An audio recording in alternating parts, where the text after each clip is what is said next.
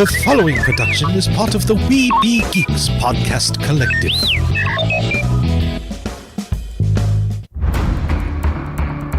From days long ago, from uncharted regions of the universe, comes a legend. The dream that came through a million years, that lived on through all the tears. It came here, the Fandom Nexus. Fabulous secret powers were revealed to our host as he plugged in his microphone. I have a podcast! Here he is, your Spider-Pan, Jeremy.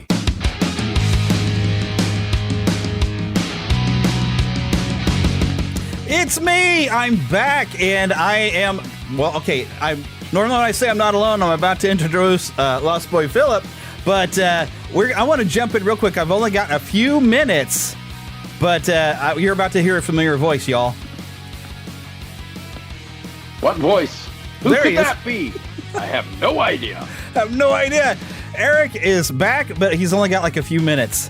So I want to work on getting him back regularly, but like when COVID happened and everybody's job went all crazy, Eric's schedule didn't quite mesh with mine, and so I'm just like, okay, well, I've got to just keep going, and I'll figure it out as we go. So we haven't heard from Eric, Lost Boy. Eric, I believe we called you. Were you Rhett Law, or was that Jesse? Oh, I was Rhett Law. You were Rhett Law. Awesome. My goodness. Well, what have you been up to for a while? Oh, goodness. I've been lost in the world of the pirates and just working. And, finally, the last couple of months I've been able to come back to my Lost Boy roots and just enjoy things that don't involve work. Yeah. Either that or you find a work you enjoy. I feel like that's what I've managed to do, at least to some degree. If I can get my microphone to not fall away from my face. So yes, Lost Boy Eric is here for us, and he can at least join us in the beginning of discussion, but also we've got a brand new voice to y'all. We're going to have to come up with a good Lost Boy name for him. Right now, we're just going to call you Ben Avery, and he'll become an official Lost Boy Ben at some point. But he hosts a couple of different shows. I'm going to let you tell us a little bit about those. Yeah, I got 3 podcasts that I host. One is Strangers and Aliens, which is about faith and fantasy, sci-fi, Christianity, that kind of stuff. Then I have Welcome to Level 7, which is about the Marvel movies and Marvel TV shows as they come out. And then finally I have Comic Book Time Machine, which is about comic books. With being a time machine, you cover a lot of like older comics? Yeah, actually, the primary focus tends to be 70s, 80s comics, but Time Machine means 7 days old or 7 decades old. It doesn't matter. Whatever you feel like discussing. And is there a particular website people can go to track those down? Yes, comicbooktimemachine.com, strangersandaliens.com, and welcome to level7.com. You're paying a lot of money on domains. Yeah, but I went with just, say what it is and be what it says. So. All right. Well, the exciting thing about this special episode is this is going to be a 2022 year in review. So we got a lot of things to cover. I don't even know how long this is going to go, but we always open up the show, and this is perfect because I only have Eric for a few minutes. We like to go and ask a few different questions. And mainly we focus on like some streaming, not necessarily movies, since we usually do a movie review, but we're not doing one today. But we like to ask the question, what have you been watching this week or last couple of weeks, as it's been a couple of weeks since we've had a show? And we'll start with Eric since he's got to go first. Well, to be honest, I haven't been watching that much. I have actually been spending most of my free time lately actively involved in whatever I'm watching. I happen to snag one of those party stations. Anyhow, I got one of those, but I did go ahead and start watching Wednesday this week. Oddly enough, on a Monday. No, it was a Tuesday. Was it? No, it was a Wednesday. Ooh. Yes, it was Wednesday that I started watching Wednesday, and I'm one episode in, and definitely intrigued with what I've seen so far. But beyond that, I guess the week of Christmas, I watched all of the Santa Claus movies and started watching the Santa Clauses. Yes. And found that to be definitely interesting. I can't think of anything else that I've really been watching lately. Yeah. How about you, Ben? What have you been watching? Well, on Monday, I actually watched the first episode of Wednesday, so there's that. But I didn't time it up as well. I truly should look for the synergy there. But the other thing, as far as like what have I been watching, there's two things I've been streaming. One I've been really enjoying and just loving so much, and the other I've just been sorely disappointed with. The one I've been loving is Mr. Science Theater. They have a new app. And Mr. Science Theater 3000 has all of their original episodes are free on this app. Wow. And except for the ones they couldn't get the rights to. So like the 2 Godzilla episodes that they did, that's not on there. So there's a handful of episodes that if you want, you can look for them on YouTube, which has also been fun because some YouTube people have been posting up those episodes with the original commercials. Oh, so it's cool. like a 2-hour block and all the commercials from the 90s. And it's like, oh, I remember that gum. You know, I remember those toaster strudels or whatever. So I've been enjoying that a lot. And when I'm doing laundry or doing dishes or, you know, anything mindless, I'll just pop that on and just, yeah, loving that. What I haven't been is Willow. I went back and rewatched the movie before the series started, and I was so excited for the series because I did not remember the movie being as good as it was when I watched it a couple weeks ago. I was just so excited. And then I started watching the series, and every episode, my head hangs further down. And yeah. I'm going to finish it. I'll finish it because I started it, but I just, it's, as the kids would say, it's cringe. Yeah. I mean, there's so many creative decisions. Forget content, just creative decisions that they made as far as like how they're doing. Yeah. So yeah. That's one of the ones I didn't even want to bring up last episode because I was excited for it and I only got 20 minutes in. And I said, no, what have they done? What have they done? And if you start it that way, you are definitely, Yeah. Your head would just go. Yeah. Like I said, I just hang my head further and further down. And that's what I was afraid I was going to do with Wednesday after I saw the ad. And I mentioned this on the show, like the Addams Family has always been playfully evil, but I was afraid Tim Burton always takes things a little too far. Batman Returns, when he tried to do Charlie and the Chocolate Factory, he goes too far. And I was afraid given something with the Addams Family, he would take it too far. And when I saw the scene where Wednesday unleashes a bunch of piranhas in the swimming pool, I was like, no, that doesn't get you kicked out of school. That gets you arrested for attempted murder. So I was like, I don't know if I'm going to watch this because my brain's going to go, bah! But if y'all both tell me you're having fun with it, I might try. I'm only one episode in. So was it fun in the one episode? So far, yeah. So far. I might give it a go, but I haven't really watched anything because I'm going to have to jump straight to my second question. I always like to ask, what have you been playing this week? Because I have a funny story about this. I started out, and I was super excited. Final Fantasy VII Reunion Crisis Core, which I never got to play on a PSP. And I started playing it, and I was having a great time, having a ball. And then they had a holiday sale, and, Lost Boy Philip, who's also my pastor, a normal co-host here lately, he started playing Disney Dreamlight, and he says, like, you actually would like this. This has got a lot of classic Disney characters, and I'm actually having a lot of fun.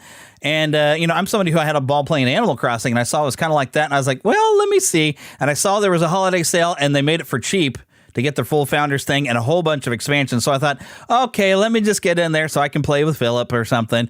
And then I've got kind of addicted to it, and I haven't gotten to play any Final Fantasy VII, and I haven't really sat and watched anything because I've been sitting here farming stuff and mining stuff and completing quests and fixing foods for Maui and going on adventures with Mickey Mouse. So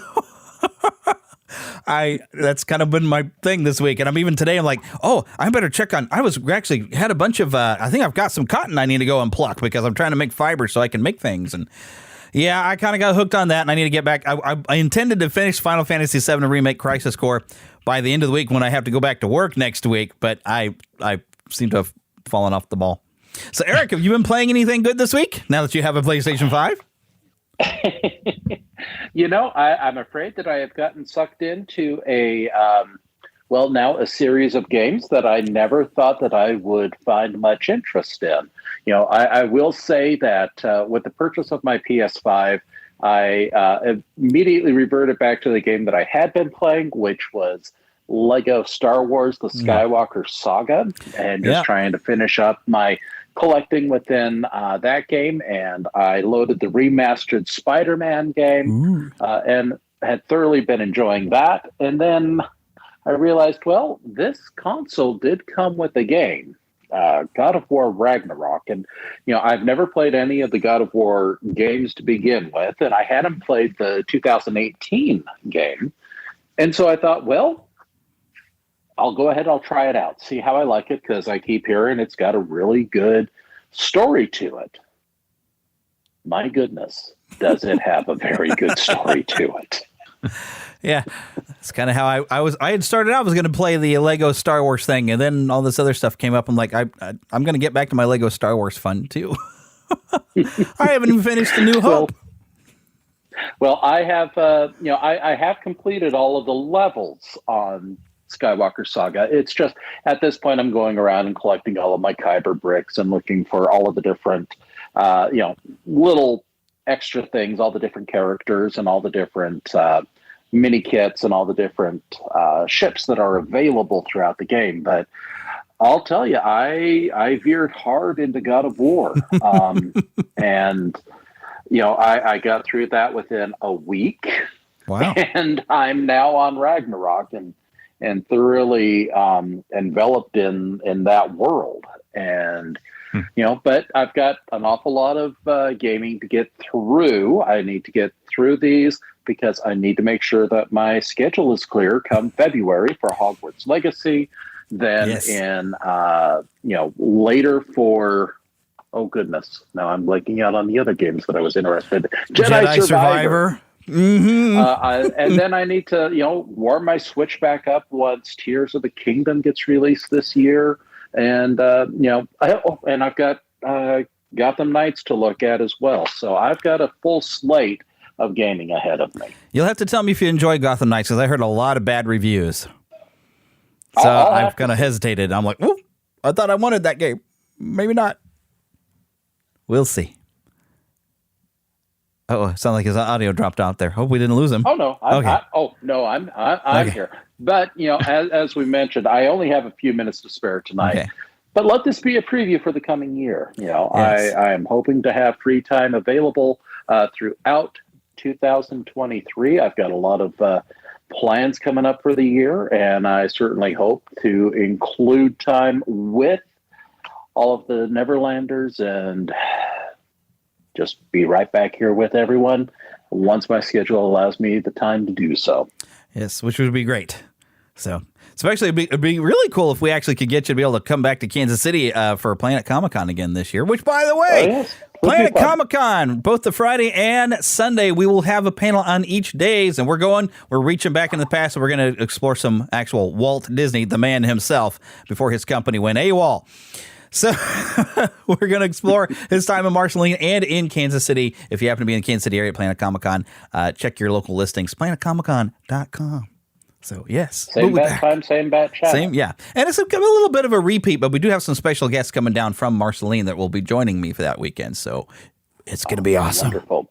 So, yes. Well, I will bid adieu at this time, and I will look forward to this year in review when it shows up on my electronic device of choice.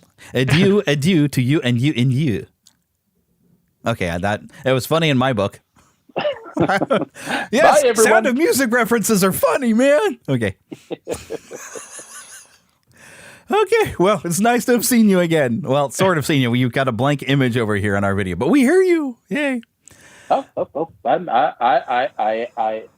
Rumors of my not being here. Well, I have not been here, but I am here. So take that as you will. Okay. All right. So now we're still got to toss over to Ben here. You've been playing anything good over the last week or so?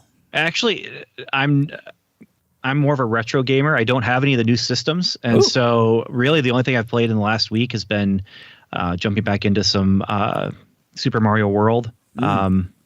Just enjoying the retread, the replay. Yes. And recently finished Super Metroid and yes.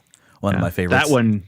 Well, and it was like coming home. Oh, it's yeah. Like coming to grandma's house, It's like, oh, this is just nice. I like being here. Yep. It's the best reason to own a Switch and have the online capabilities because you can play all those old classic games. Well, and that'd be great if I owned the Switch, but I actually have the one that they did, the retro one that they did that had the classic SNES. And then I have a Retron 5 that I play my NES and Sega games, and I only have a couple Game Boy games, but yeah. And I haven't busted out the 2600 in a while. Ooh, you still have one. That's my system. Oh, that's my system of choice. Wow. Yeah, but I have the Retron 77 to play those games because you can plug them into HDMI. Nice. Because my old TVs that actually, take the coaxial or whatever, they just don't exist. They died. Yeah. So that was cool. The Retron 77 is awesome because it's HDMI and there's capabilities of creating save states and stuff like that, which, I mean, you can save your game in Pitfall. Oh, wow.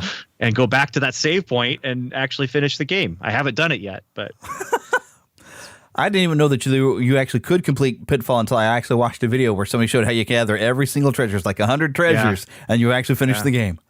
It's like, it can be done. Who knew? Well, it's rare for those old games where usually it's just infinite until you die. Yeah. And it's just this nihilistic, like, you're going to die. It's going to happen. Yeah. And then there's Adventure, who completely blew our minds. We're like, wait a minute, there's a point to this, and then it ends? So, I know people... And Haunted House. Yeah.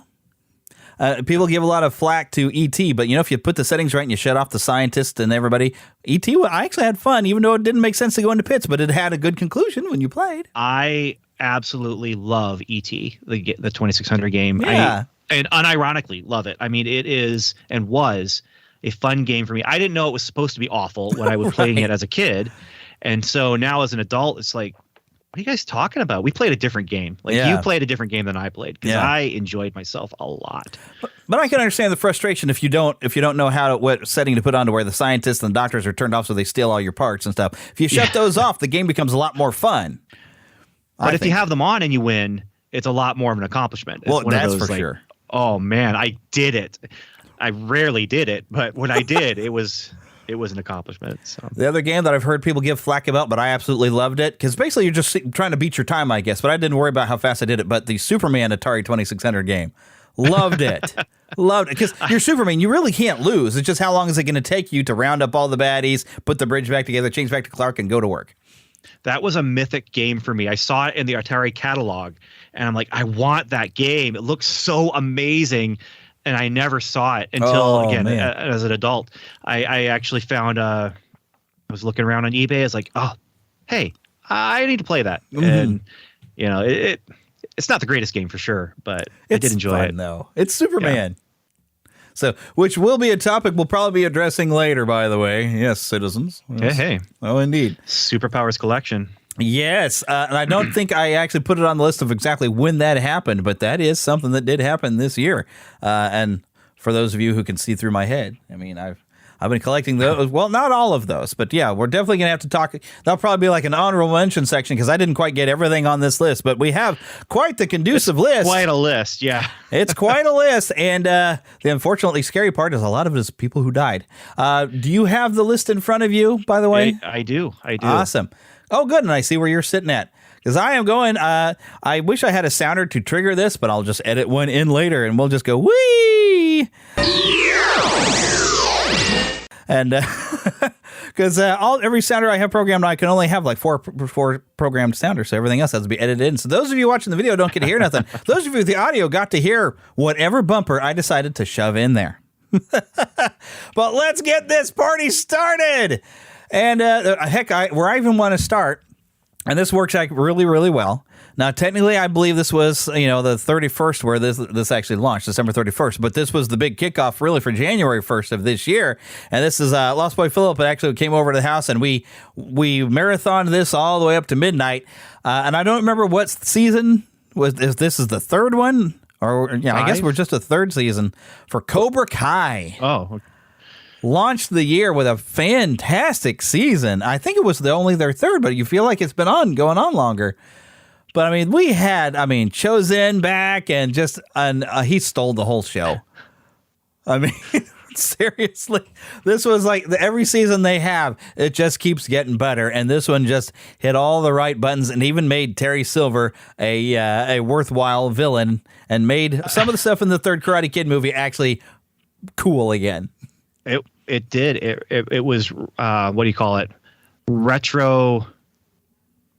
It gave me retro love. Right. I when I saw that in the theater, Karate Kid 3, it was just okay. It was kind of good, but it was way different. Yeah, because of it just got weirdly. Yeah, the bad guy is this multinational conglomerate owner, and he's like, he's trying to take down a teenager. What is this? But yeah, no, this show, I have been astounded how good Cobra Kai has been. Oh yeah, and so glad that they brought in Daniel. I was afraid that Daniel was going to be just the jerky bad guy of things, but I feel like they've just done a great job of exploring all the characters. Yeah. And this season was no exception. Yeah. Providing some redemption for some of the people who had kind of gone astray and came across Daniel, and actually have conversations of how, like, my encounter with Daniel actually kind of altered my life, and some people in good ways. And then Johnny, he blamed Daniel for the failures of his life. And, until, Johnny kind of has wised up and he's matured and grown so much.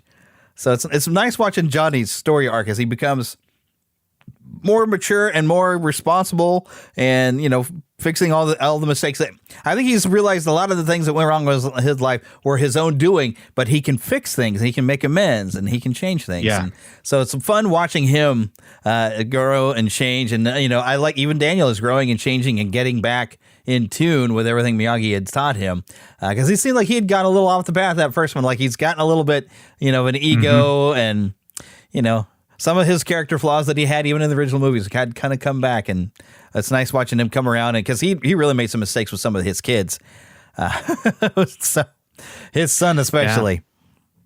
Yeah. And now we just need to see for next season, are they going to bring the next Karate Kid? Like Hilary Swank? Hilary Swank back? Yeah, is she coming? I doubt it, but yeah, who knows? They might be able to find a way to make that actually kind of cool again too.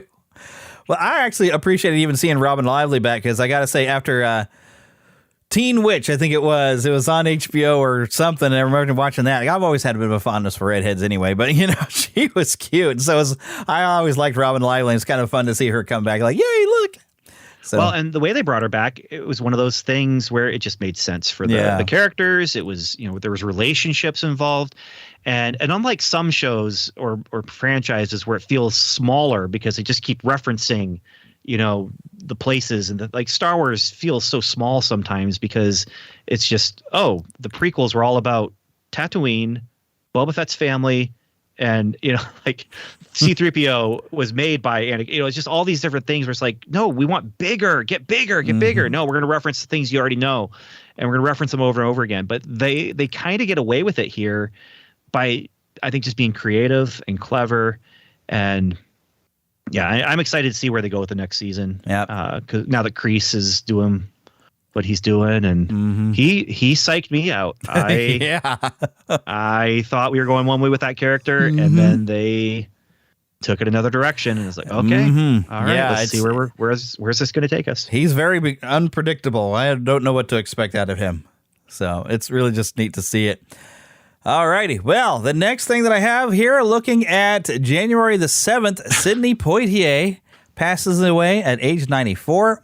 He's one of them old school actors that I don't know if I've necessarily seen any of his movies, but I remember him being honored several times with the Oscars and all other things. Just a tremendous talent from what I have seen. But I don't know, like I said, I don't know if I've seen a whole lot of his stuff. I've seen clips of Sidney Poitier, but I don't know if I could tell you the specifics of his movies. Yeah, I think the only things, and I really want to check and make sure I got these right, but Mr. Tibbs, they call me Mr. Tibbs, and In the Heat of the Night, I think was also his movie, which I only know about the movie because of the TV show. Yeah. But I saw the movie because of the TV show, so. But 94 years old, my goodness, we lost a lot of guys that lived a long time. And next, January, I have nothing but death coming up here. It is.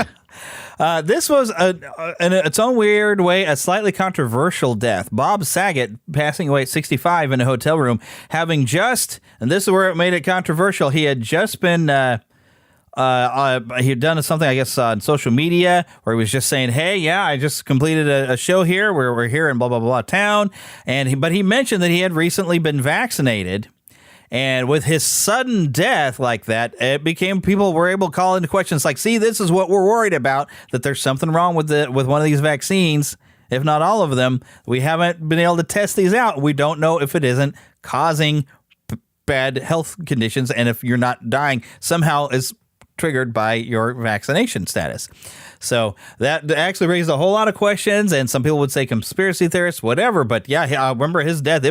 It shook people because it was just sudden, it was unexpected, and the official story things were just kind of flaky. It's like, well, we don't know. I mean, he hit his head and died of a concussion. Was that what they were trying to tell us? I mean, something was weird with that one. Whatever it was, he was alone in his hotel room. Yeah, and so it may not have had to have happened if he hadn't been alone. Yeah, so we don't know. That's the unfortunate thing. Yeah. We really don't know. Then Meatloaf on January the 20th, passing away at 74. And, he would do anything for love, but he wouldn't do that. But he wouldn't do that. He wouldn't do that. But he passed away. Now, I know he's left a heck of a legacy. I personally was not a huge fan of Meatloaf, but, he is a rock music legend. So the only other time I've seen him and the people who had me sit and watch Rocky Horror Picture Show curse them for making me watch that movie. Oh, Lord. He's one of those guys, though, that one of my music teachers just said, you don't have to have the greatest voice. You just have to have the passion. Oh, yeah. And this guy, I mean, he just sang with passion. It was he did. Yeah. Well, I was never a huge fan. but we have to acknowledge he left a heck of a legacy. And a lot of fans. Another guy who left a heck of a legacy who maybe didn't get all the appreciation he might have deserved, but Louis Anderson at 68 passed away.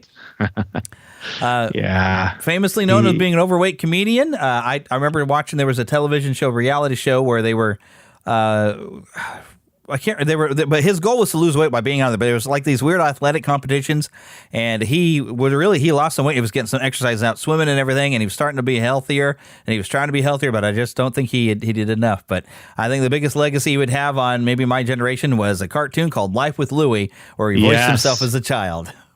I loved his voice as a child because it was basically just him as an adult. Yeah. You didn't really have to pitch it up that much, but the other one was Family Feud. Yes. He hosted Family Feud. Yes, he did. That was I can't remember how many hosts they had between him and whoever the original host was, but I enjoyed him. So yeah. And he had a lot of appearances. He never really got to star in his own movie, but he was always maybe some side character and always some comedic bit. Trying to think, there was even I think some movie where there was like a fast food place, and he was another guy who worked in this fast food place, and it might have been Coming to America as far as I remember. I don't know, but he would always pop up throughout the 80s as some side character, and was always just being, he had this kind of style that was just funny, where he could be like this depressed fat guy that just said some really funny, smart aleck type things. He was actually a really, really funny guy, and he was a loss. Yeah. All right, another big loss for those of us from the 80s. Howard Hessman I know, I've got a long list of death. Howard Hessman, January 29th at age 81. I will love him best for Johnny Fever on WKRP. Although I did love Head of the Class, but... Yeah, that's where I was wondering which one you were going to go with as far as like... Yeah. And I loved Head of the Class because of Johnny Fever. Right. Like, that was because of Howard Hessman. Oh, hey. Yeah. Yep. Yeah. That's the only reason I think we started watching it. But then, of course, the girl who played Simone, like I said, I always had a thing for the redheads, and Simone, red hair. Oh, she was cute. So, but I think the main thing I always remember, and this may have set my course in life. I remember I saw the first episode. And he was telling to the new program director, Mac? No, I can't think of his name. New program director's coming in, and Johnny Fever's talking about, it's like, yeah, I used to work at this radio station, but I got fired because I said booger. So when he gets the new format and they're becoming a rock station, he goes, oh, by the way, booger! Yeah. But somewhere that appealed to me, and throughout my childhood, I was recording my own quote unquote radio shows on cassette tape, and which led me to eventually podcasting, which got me involved in radio, which that's transferred to now I work in television. But I am, well, I don't know if I should say anything, but I am actually, there's something that came up that I don't know if it's going to change the course of things this year, but I might be back in radio. I don't know. Right now, if I'm going to continue just working in television, I'll stay here. But that's kind of what got me going is, I wanted to be Johnny Fever, man. So that was the whole thing. And heck, and the main thing with WKRP is that is the 80s phenomenon that was Lonnie Anderson and of course her and Burt Reynolds. They were like the 80s couple, I think. Yeah. Howard Hessman. And I can't think if there's anything else really. I mean, he popped up, I think, a few movies as some side characters, but the main things has got to be WKRP and then Head of the Class. And I don't remember if he left Head of the Class because he was going to go do movies, and then they brought in the Scottish actor. Yeah, the Scottish guy, which I thought he was really funny on Head of the Class. Then I watched his stand-up, and oh, wow, I thought Bob Saget's stand-up was apparently bad, but this guy was filthy. I was like, okay, I'm not watching this anymore. Yikes. I can't remember his name, though. Yep, I can't think of it either.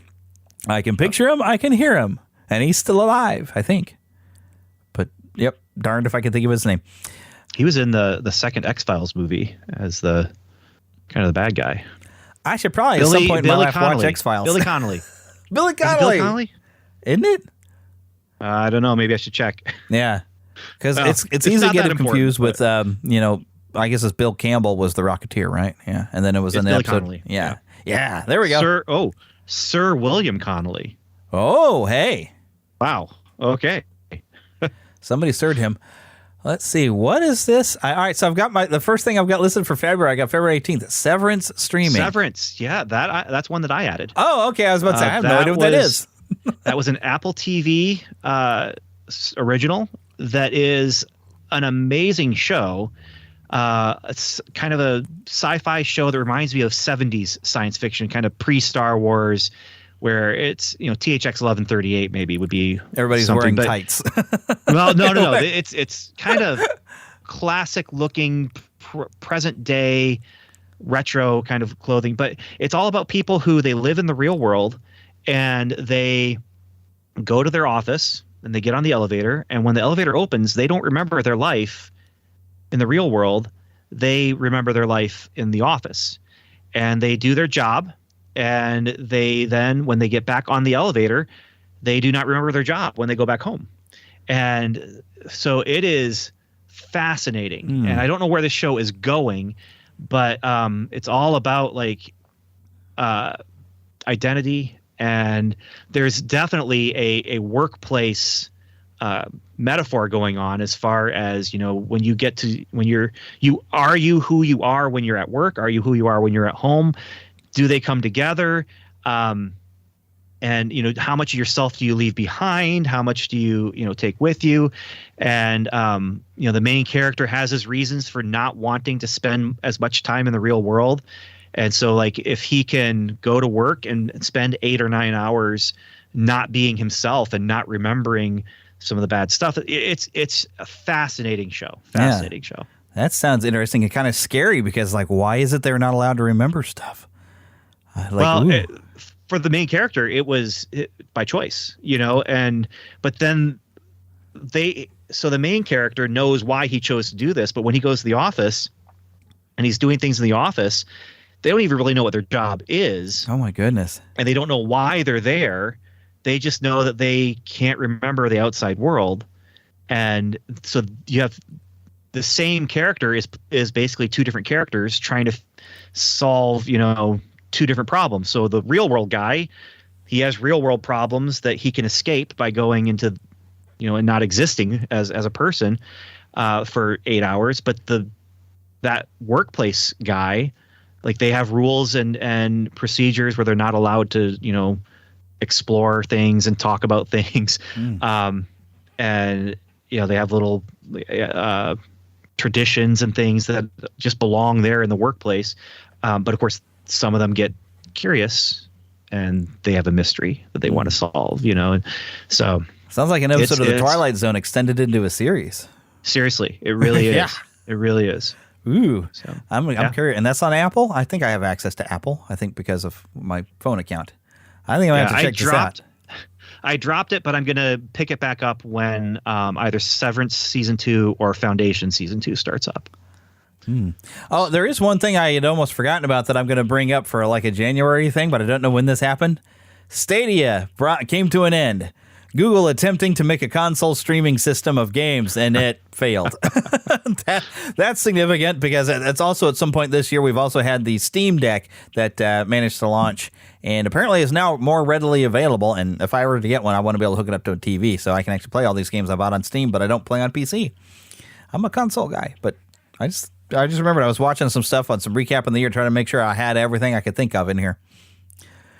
All righty, but I'm going to move on. More death. February 22nd, the amazing Jonathan at age 63. I don't know how you explain. I don't know who that is. It's hard to explain to him. He was part magician, mainly comedian, but he had this weird look, frantic look about him. But he would do what would basically essentially be a magic trick, but it would almost be, and this inspired actually some of the clown work I used to do over at my old church, where it looks like you're completely failing the trick, but you're just setting everybody up for what the real trick is. But the trick is the joke. And he frequently would get somebody up to help him, and you didn't know what horrible thing he would almost seem to do to you when he brought it up. You'd have to almost have a little bit of a dark sense of humor. Especially, at one point, he had like a fake knife thing that he made it look like he was cutting into his arm, and it had like blood, fake blood falling out. And then he just pulls it out. Oh, come on, it's fake. Come on. All you people screaming. He had a weird, twisted, funny sense of humor, and occasionally he'd pop up as small characters in a lot of comedic movies. He had a really crazy, frantic way about him and sense of humor. He'd work up a sweat within 5 minutes. A little bit of a prop comic, but his props were usually in some way a magic trick, but he made magic tricks that were funny. So he's one of the ones that you have to kind of look him up for the weird zany stuff. He's really almost hard to explain, but I think I explained it pretty well. Yeah, I had not heard of him, so the amazing Jonathan. Oh yes, I'm intrigued. He's one of those guys like Mitch Hedberg. Either you knew who he was and you thought, oh, that guy was hilarious, or you're like, who's that? So, all right. Next thing on the list is something I didn't expect I was going to enjoy because I saw the early pictures of Robert Pattinson as a scrawny-looking Batman, and I was like, all right, well, I'm going to go. And it's like, yeah, we needed to reboot the Batman for the 5th time, but the Batman was released March 3rd of this year, and I said, okay, I'm going to go for it. 3 hours of Batman, and holy cats, that was engrossing. I was just drawn into the story. It was one of the best written Batman films that kept the concept of mystery, but yet giving us finally a Penguin that behaved. Danny DeVito was great for casting for a Penguin, but he wasn't quite the Penguin. But my goodness, Colin Farrell under a gob of makeup really brought us a real Penguin. I was completely blown away, and I loved the story arc where you have a guy who starts out, I am vengeance, that by the end learns that he needs to be more than vengeance. He can be a hero, and he can set an example. And almost to a point where I almost teared up during a moment at the end where he's shining a light and leading people to safety. That hit me right here, really hard, right in the heart, man. I was like, really did. It was one of those things where I'm like, they skirted the line of super cheesy. Like, it could have been super cheesy, but it really worked. It was a visual metaphor for what he was changing into, which is bringing people out of the darkness into the light. Because that's the other thing is they came out into the morning in Gotham, and it just I was really surprised how good it was. I was expecting it to be kind of good because word of mouth was getting around that it was a pretty decent film, but I was not expecting it to be as good as it was. And that's I enjoyed it. One of those movies when it started streaming on HBO Max that I snuck it onto my wife. I was like, well, I'm going to sit and watch this. My wife was like, I really don't care. But then she got sucked into it. And I said, I told you this was really good. So, and even though we got a Riddler that was a little weird looking at the look of it, but the actor, and I can't think of the actor's name, who played him to perfection and really, gave us real puzzles. that were mysterious. And when we saw him out of his garbage bag or green tape, whatever he was wearing, and saw his face, we saw there's the Riddler we know, completely coming out of like, wow, he was so great. Now the only thing I hope they fix is the Joker, because when they released that deleted scene, I was like, oh no, please try again. So, but my goodness, we finally got a Riddler who was a little bit scary. Because I had envisioned at some point maybe they could do a Riddler who, and I like in the Arkham games where he makes traps that, well, if you're not smart enough to solve this and get out of this trap, well, you don't deserve to live. And I was expecting to maybe see something like that, but they went deeper where you had like an overall riddle, and yet had all these little riddles along the way. Oh my goodness, it was puzzle on top of puzzle, and he was just befuddling your mind. Oh, I can't wait to see what they do next. I'm curious where they're going to go. I mean, there's, on one hand, if this is all that they did, then that's great because they aren't going to mess it up. Right. But I am curious. There's the whole, apparently there's going to be some sort of, well, I don't know now with Discovery what's happening, but there was development of a Penguin streaming series, and I don't know. And something with I'm Arkham Asylum in that, but even. So we'll see what happens. It was good. Yep.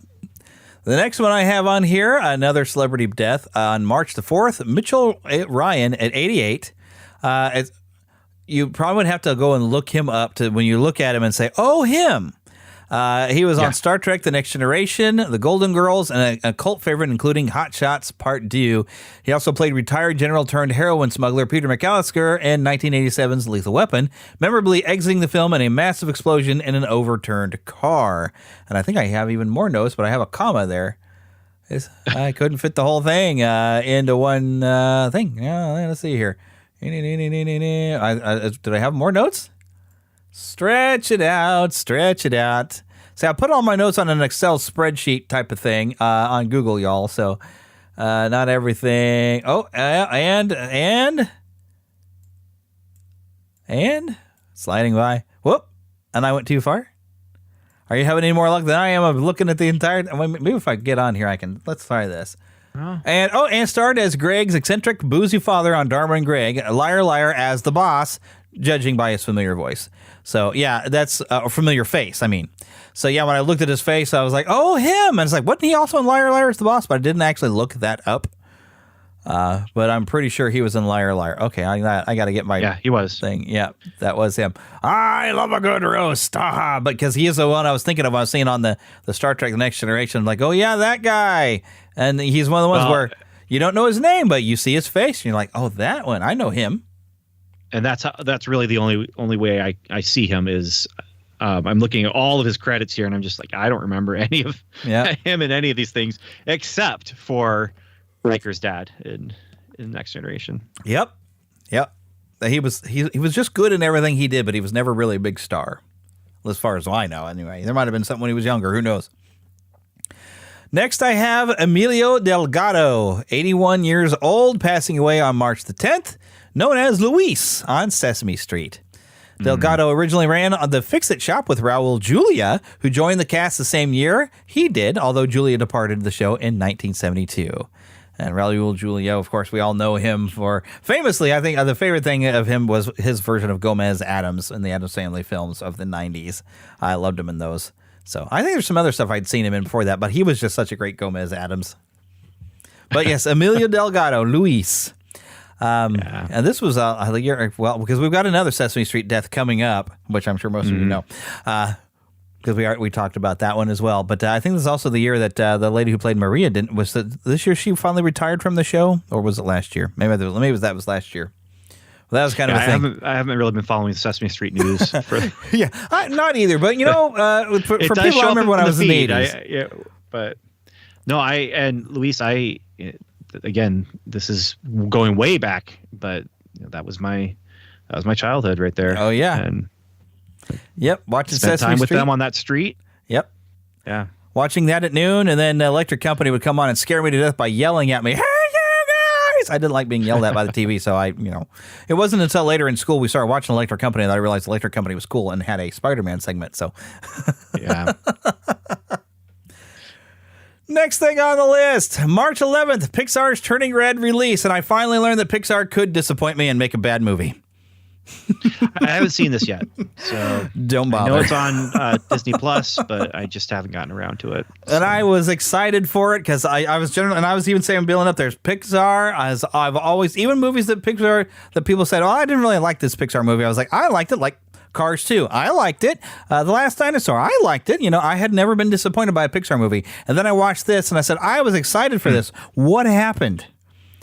This would not be the first time Pixar would disappoint me this year. All right. Next, here's another celebrity death, and this one gets you right in the feels. This was part of my childhood. Ivan Reitman passes away at 75 on March the 12th. Director of Stripes, Ghostbusters, Twins, Ghostbusters 2, Kindergarten Cop, Beethoven, Junior, and Space Jam. I've seen most of these movies. I guess I don't think I saw Junior. Space Jam, though, I don't think I responded. Is that the Robin Williams one? Junior was Arnold Schwarzenegger gets pregnant. Oh, okay. So I didn't see that one. He worked with Arnold Schwarzenegger quite a bit here. Space Jam, I don't think I responded to it as much as some other people did. I know people are huge fans of Space Jam. I thought it was okay. But I know I wasn't a huge Space Jam fan, but that movie just really launched. So, but yes, Ivan Reitman, I mean, all I got to do really Space Jam was Ghostbusters. 96. I was in college for Space Jam, so. I was in community college. It was almost college. So, yeah, and it took me 10 years to finish my community college associate's degrees. Yeah. Moving on. All right, so now here's one. Oh, this was kind of a sneak up on you. Another great actor who actually had a surprise, because, I mean, honestly, in the original Hulk movie, I really loved that actor who played General Ross, and now I've lost his name. But every time I see him, I want beef, because that's what's for dinner.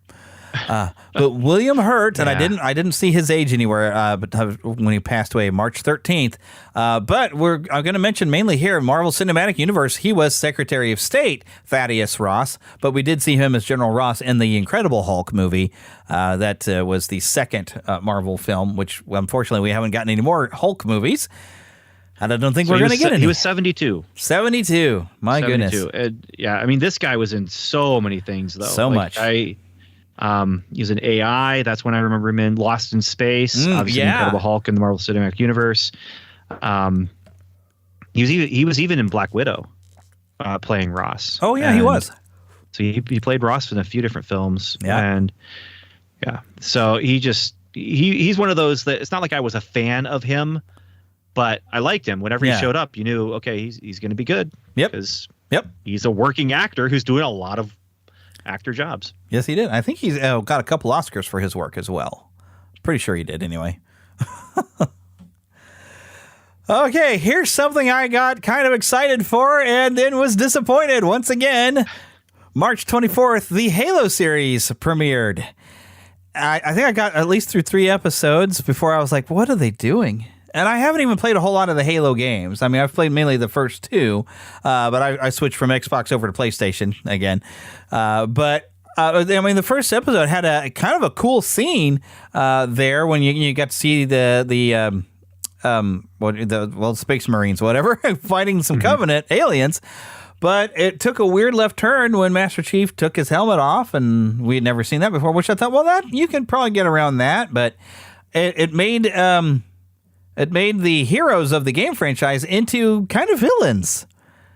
And they just decided to go their own way. And then when you start reading up on the people who were doing the show, or people that had heard of the games and knew some of the stuff about it, but didn't even bother to look at the story of the games or even play any of them before working on a series based off of them. And all of the fans of the games like, what is this? So we waited this long for something, and this is what you give us. And it was a crash. Except for people who didn't play the games, and I really enjoyed this series. Oh wow! See, my son and I, this was appointment television for us. We just, I think after the second or third episode had come out, I was home alone with my son, and the rest of the family was gone. We're looking for something to do. Here's this. You want to watch it? So we turned it on, watched it, and like hey, this is really good. Let's watch the next one. And yeah, really enjoyed it. And I had no context because I have played Halo exactly one time. It was the original Halo. It was, I want to say 23, 24 years ago. Yeah. It was early in my marriage. I was at a comic convention staying at a friend's house, and he's like, hey, you want to play Halo? Sure. And so I remember playing it and enjoying it, but I don't remember anything about the world other than I know it's based on that kind of ring world style of thing. And so I was waiting for the Halo to appear in the show, but it didn't.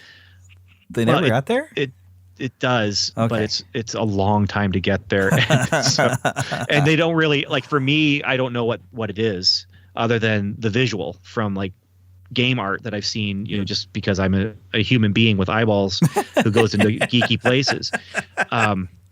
And so I don't know the context of anything with that. And so I didn't know what I was waiting for to get there, but really enjoyed watching it. It's for me and my son, just a fun sci-fi show with some mystery. And I've been very curious to actually talk to some people who actually played the games and are upset about the lore, because I don't know what is there about the lore that I'm to be upset about. But for me, don't play the games and ruin it for yourself. If you had fun watching it, then just keep enjoying it. Yeah.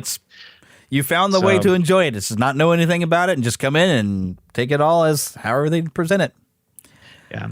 And I don't know there how were some cool scenes, but it's like the story was like, something is not right here. I was like, did I miss something? Did something happen in a later game that really justifies what they've done to the characters? And I tried to ask around, and all the people who are like the diehards were like, no, they've completely turned it upside down and wrecked everything. And I was like, okay, I guess I can get that. But I was like, all right, I guess I'll just kind of leave this one, because I've been kind of perplexed and like, what's going on? What'd they do? I don't know. This doesn't feel like Halo. It just seems like it had, like I said, it had some cool stuff.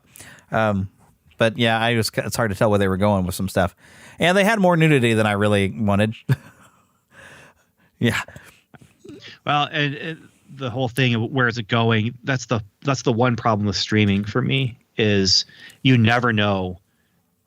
I hate that streaming always ends with a cliffhanger, because it might not come back. Yeah. Or it might be a couple years before it comes back. I mean, that's the case with Foundation, with Severance, both those that I talked about before. You have a number of these Marvel shows that end with the basically end, and then they do a post credit. And it's like a cliffhanger there, and it's okay, I kind of got an ending, but now you're teasing something that may never happen because you only have so much time. Yeah. And then they say, oh, well, that wasn't going to be a new series. That was just a one-shot little mini-series.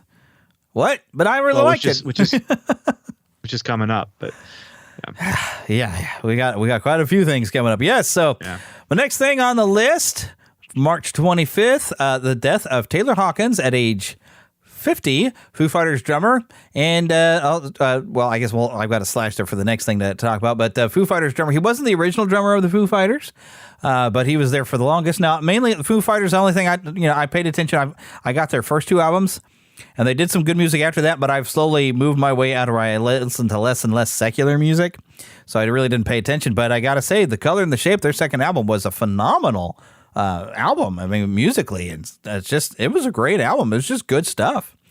And I think that's about the time that he had come into the band. I think he during that, was it? No, I don't know. I can't remember if he played on that album or not. I don't think he played on it, but I think maybe during the tour. Somebody's probably going to correct me on this, but I think he came along later by the time the third album came out. But I think somebody else actually played drums on that album. I'd have to look it up, though. But I remember a lot of people really, that affected a lot of people. There's a lot of fans of the Foo Fighters. And apparently part of his problem, I think, might have been drugs or alcohol, which is kind of typical in that rock and roll lifestyle. It happens. So let this be a warning to any of you who aspire to play music. Don't get involved in that stuff. It will kill you. We can't all be like the one guy from the Rolling Stones, that Keith Richards, who just cannot be killed by conventional means. Yeah. Just don't do it, kids. Don't do it. Okay, well, I guess, the next thing on there. Now, unfortunately, I have not seen this, but I've heard about it everywhere. Everything, Everywhere, All at Once. That was the day it was released. Did you get the chance to see this thing? I did, yeah. And I enjoyed myself quite a bit. There's not there's content for sure. Not the nudity kind of content, but there is some stuff in it that, I mean, I definitely hesitate before showing to, young children. I wouldn't hesitate with young children. I would just be like, no, but Right. with younger viewers, so there's some content things, but it is phenomenal as far as storytelling goes. It gets weird, but it's the right kind of weird. It's independent film weird. Mm-hmm. Okay. It's not a conventional movie. It's definitely not a Marvel. Marvel did the multiverse with Doctor Strange, which was fun. Yeah. They did I some had fun fun with things that with one. that. We'll be talking about that movie later, I'm sure. But this just kind of goes in some really weird places and really plays with the multiverse and string theory and things like that. So, yeah. Yeah, and I like that actress anyway. From the first time I saw her in Tomorrow Never Dies, she was a Bond girl, and then Crouching Tiger, Hidden Dragon, fantastic movie. But so I've been meaning to check it out, but I have not had an opportunity where I saw it somewhere that I could watch it. So because I didn't want to buy it on Vudu or anything without having seen it first. Yeah, and I don't know where it's streaming. Yeah, I don't think it is yet. Maybe it is, and I just don't know. Yeah. But as soon as it is, I do plan to check it out because I've heard so many good things about it that I'm like, okay, I gotta sit and watch this, see what's going on with this movie. So, but that's why I've included it on the list, because it did definitely make a cultural impact. I'm just kind of behind somewhere. And this is one of those movies where if I go to the theater, if it's a Marvel movie, typically I take my kids. If it's not, I go by myself, but it has to be something to justify making the trip. I live 30 minutes away from any good theater. I have a local theater that's a 5-minute walk, but it's one movie every weekend, and it's hit or miss if it's something I'm even interested in. Yeah. And so if like Avatar, I haven't seen that yet, and that's not playing at my local theater. That's a 5-minute walk because it's a 3-hour movie. And it's not a kids movie, and so they're looking for shorter films, and generally speaking, they're looking for something that's going to bring in younger audiences. Yeah. And so I don't know when I'm going to get to see that, but we'll be getting into that one later. Spoiler for when we get to that one. Yeah, because it has to be brought up. But yeah, that'll be an interesting thing there too when we get there. Trust me. So the next thing, speaking of a Marvel series, on March 29th, that's the premiere of Moon Knight, which I was definitely looking forward to. And I had a heck of a fun time watching that. That was just a weird, wild ride. And I'm only vaguely familiar with the character of Moon Knight. I think I have a few comics with him in it. I don't know if I have directly Moon Knight comics, but I have where he's shown up and teamed up. But I hadn't realized how kind of a weird, crazy Casey was until a Spider-Man game. What was it? Web of Shadows, where Moon Knight is one of your basically quest givers, and you get to interact with Moon Knight in that game. So I wasn't hugely familiar with the character, so I did a little bit of research as we were covering it on the podcast. But watching that one, I was like, this is so bizarre and wild that I just had fun. I thought it was great. I had a great time watching that weird show. Yeah, and what was interesting, and one of the good things, I think one of the positive things about it was it's its own thing. Mm-hmm. Like if you are not following all the Marvel stuff, if you haven't seen any of the Disney Plus shows, if you haven't seen any of them, you could watch this show without seeing anything Marvel and still enjoy it if it's your kind of thing. Yeah. Like if you like the superhero, if you like the dark, if you like the mystery box kind of things, like if you like Indiana Jones movies. Yeah. Yeah.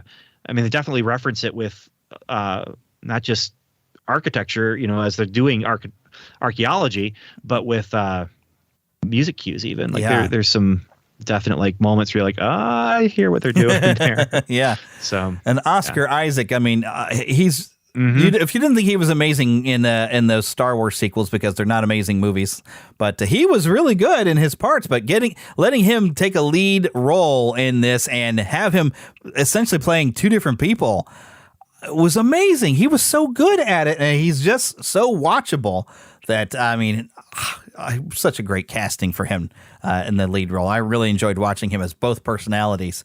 And then we started to find out the third personality is in there too. So I'm looking forward to what happens. Talking about is cliffhanger that are we going to get another season? Well, they never said anything about another season of Moon Knight. We better they haven't even said anything about him appearing in anything else. Like it's They better do something with it because I'm all the way that wrapped around. I was like, whoa, wait, more, please.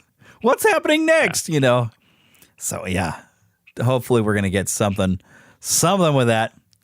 All right, another movie that also I was super excited for on March the 8th.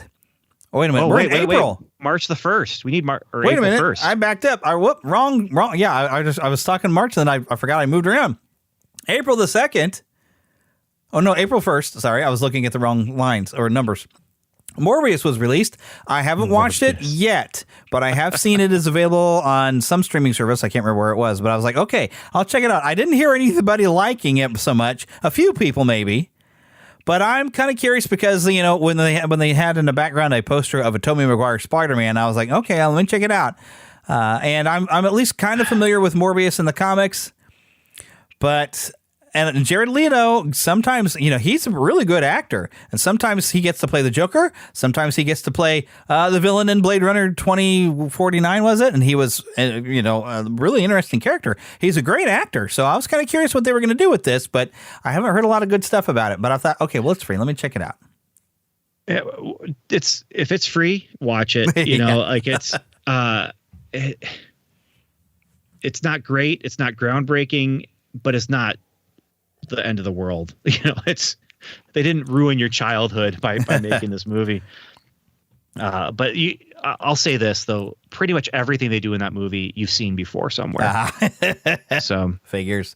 But I'm only really familiar with the Maximum Carnage storyline. Morbius played a role and teaming with Spider-Man, which is a really good, for those of you who might be familiar with the old Super Nintendo or Sega game of Maximum Carnage, it actually was a really good comic series, which I painstakingly collected every issue of that because it really tests to see how far is Spider-Man, who is Spider-Man willing to team up with, how far is he willing to go to stop a maniac like Carnage and his crew from massacring everybody in New York City.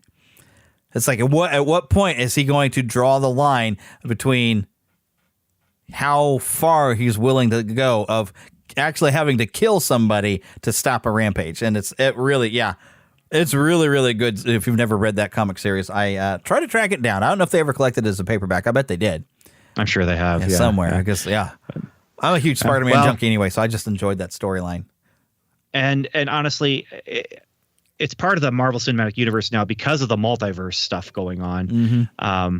It's a confusing part of the Marvel Cinematic Universe because of the multiverse stuff going on. But that's one of those. We have a gimmick on Welcome to Level 7, the Marvel podcast that I do. Is it MCU? And we have a sounder that we play, and it's is it MCU? Everyone's favorite game show. Yeah. But now it's like, well, yeah, everything kind of is because they got the multiverse now. So yeah, and this one, it is as part of the Marvel multiverse, cinematic multiverse. But you've seen the mad scientist stuff before. You've seen the scientists experimenting on themselves. You've seen the vampire dealing with, I don't want to kill people, but you've seen a lot of it before. Yeah, just maybe not all together in one place. Yeah, and I the only other place I'm familiar with Morbius is in the Spider-Man animated series from the 90s. They came up with a completely different origin for him. But he was very interesting because they did it during what they call the Neogenic Nightmare storyline in season 2, where the same thing that they came up with a slightly different way for Peter Parker to become Spider-Man with this neogenic recombinator that had helped create the lizard, radiated the spider that bit Peter, and now was used by Michael Morbius that turned him into this bat monster thing. And so you have, while Peter Parker is mutating further and having a mutation which eventually would see him grow those 4 extra arms, he's also dealing with the fact that he's trying to help Michael Morbius to try to figure out what happened to we turn him to normal. And then eventually Blade shows up in that storyline thinking, well, here, there's a vampire running around for me to kill. And Spider-Man like, no, you can't kill him. He's a regular guy. He's not, I don't know what kind of vampires you're used to, but he was created by a machine. And then Blade's like, there's a machine that creates vampires. I must destroy it. No, don't destroy it. That's the only thing keeping me from turning into a spider monster. And yeah, I loved it. I love that animated series. Create conflict between your heroes. Yes. let them fight each other. So. That's where I first heard of Blade before the Wesley Snipes movies and stuff too. That was in that Spider-Man animated series when he showed up there. So, alrighty. But next movie on the list, and I was so super excited for this one. And it's not that I've played a lot of the games, but I loved the first one. April the 8th, Sonic the Hedgehog 2 was released to theaters, and I was not disappointed. I had a ball at this movie. I love the fact that these are two movies that say, hey, this is a goofy little blue hedgehog from a video game. Let's just have some fun with it. And they went all out and just had a lot of fun. And I had a lot of fun watching it. It was so much fun. I love those movies. Yeah, and this was one where more of the scenes felt like, oh, this is them taking the game and translating it into a live action movie. Yeah. Like there's some action set pieces where it's we've got Dr. Robotnik doing a giant robot thing that he's piloting at the end. Like this feels like a game. Yeah. It didn't look necessarily perfect as far as like translation of the different worlds and stuff, but it fit perfectly. And there's a couple side scenes where you're like, why are we spending time here without Sonic? But it was still funny. My son, my younger son, really enjoyed it. And, yeah, I enjoyed taking him. So. Yeah, it was a lot of fun. I'm looking forward to what they do with the next. Even though I'm not familiar with a lot of these side characters they keep introducing, because I didn't really watch any of the cartoons, and I only played the first two Sonic games, and then we moved on from Sega Genesis to my PlayStation. So I wasn't playing any of the other stuff. So, but loving the movies. All right, next thing, I got another death. April the 12th, Gilbert Gottfried passes away at 67. As far as a comedian, funny guy, a bit filthy, but we're always going to love him for Iago. And even, heck, his time on Night Court, he was really funny. But always for that distinct voice that he would do. It's the voice. It's the voice, which I've seen stuff where he would talk normal, and you're like, that's him? It's sort of like Bobcat Goldthwait. You when you hear him talk in his normal voice, it's shocking. And then because you're so used, hey, for Bobcat Goldthwait. And Gilbert Gottfried, but he was so perfect to play a parrot as Iago in Aladdin. Yeah. Oh, yeah. So I will always love him for that. And it was a sad, tragic loss. He's got a podcast he ran for a while, which he actually had some pretty interesting guests, but he's got a few filthy jokes he squeezed in there, so don't let your kids listen to his podcast. But there was some interesting bits on his podcast I decided to check out after he passed away, because I heard, he got to talk to that person? Oh, let me listen. So I checked out a couple episodes, but yeah, he was not kid-friendly, but you can let him watch Aladdin for Iago. All right, moving on to a mixed review type of film, April the 14th, the third of the Fantastic Beasts series, The Secrets of Dumbledore, which I watched once, and I actually liked it. I heard the criticisms later, and it's one of those movies like I see it's available to stream, and I could watch it a second time, and I could have bought it. I've bought the other two. But this one, I was like, what if I watch it this next time, and I'm like, yeah, this one really wasn't that good. I haven't seen it. I've my kids are Harry Potter fans. They've read all the books, watched all the movies with me. But we actually just haven't watched the Fantastic Beasts movies, and I bought them specifically so we could have some movie nights together, and then just they weren't interested. They wanted to do other things. So yeah, it's the thing going into it is you have to say, all right, this is in the Wizarding world, and this has absolutely nothing to do with Harry Potter. This is a completely different character, and you just got to get used to new characters and what is life actually like in the Wizarding world outside of going to school. Although we did get to visit Hogwarts a couple of times in these films. But so that's what I liked. It's like getting to see, well, what is it like when you're a wizard in the real world? How you do it? What are you doing for a living? How does everyday life work when you're not hiding to school, but you're just hiding maybe where your stores are or where you hang out at? So I actually enjoyed these. And like I said, I'm afraid to watch the third one. It's kind of like because the first Independence Day, saw it in the theater, said, hey, well, that was fun. Watched it on video. That's not a very good movie. So then Independence Day Resurgence, I went to the theater and said, well, that was kind of fun, but I was like, I won't watch it again, though, because I bet the second time I was going to be like, this is garbage. So I thought, all right, everybody kind of at that movie, and I kind of had fun. So I'm like, maybe if I watch it a second time, I'm not going to enjoy it as much. So maybe I don't. Got to be careful, yeah. Kind of like The Last Jedi. I convinced myself The Last Jedi wasn't that bad, but the more I watched it, I was like, no, this is that bad. So yeah, I don't, and that's with the third and the sequel movies. I was like, I had fun watching this third movie, but when I heard some people like, the hyperspace jumping, that shouldn't work. And when I started listening to the criticism, I was like, yeah, you're kind of right about some of the things that were wrong with that movie. So I'm like, I better not watch that third Star Wars sequel again, because that's when I'm going to be like, yeah, this one was bad too. So some movies you watch once, you have fun the first time, like, okay, I'm not going to ruin it by watching the second time. Yeah. All right, well, moving on to the next.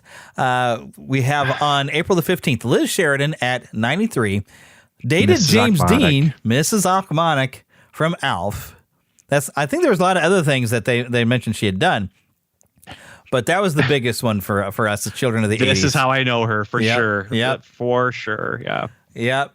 Especially with her being the nosy neighbor in like the very first episode of Alf, where he freaks her out and like, when Willie says like, "Don't look out the window, Mrs. Achmonic is really nosy across the street," and Alf is like dancing in the window. Woohoo!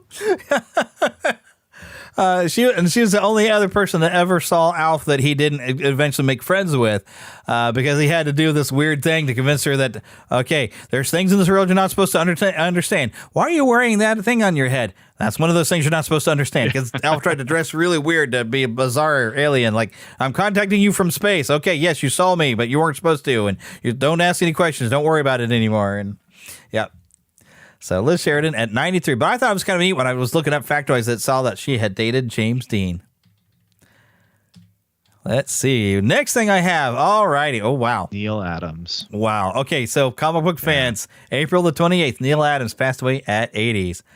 And I think I've probably got a whole series of notes that I copied off of some things. It was there was just so much to mention. Oh, look, it did pop down below. I just have to move where I've got your screen.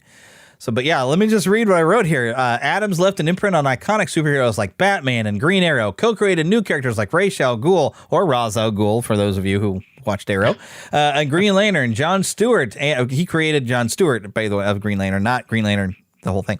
And advocated for creators' rights, and because of his efforts, every Superman project bears a credit for original creators Joe Siegel and Joe Shuster, and publishers like DC and Marvel returned original art to the artists.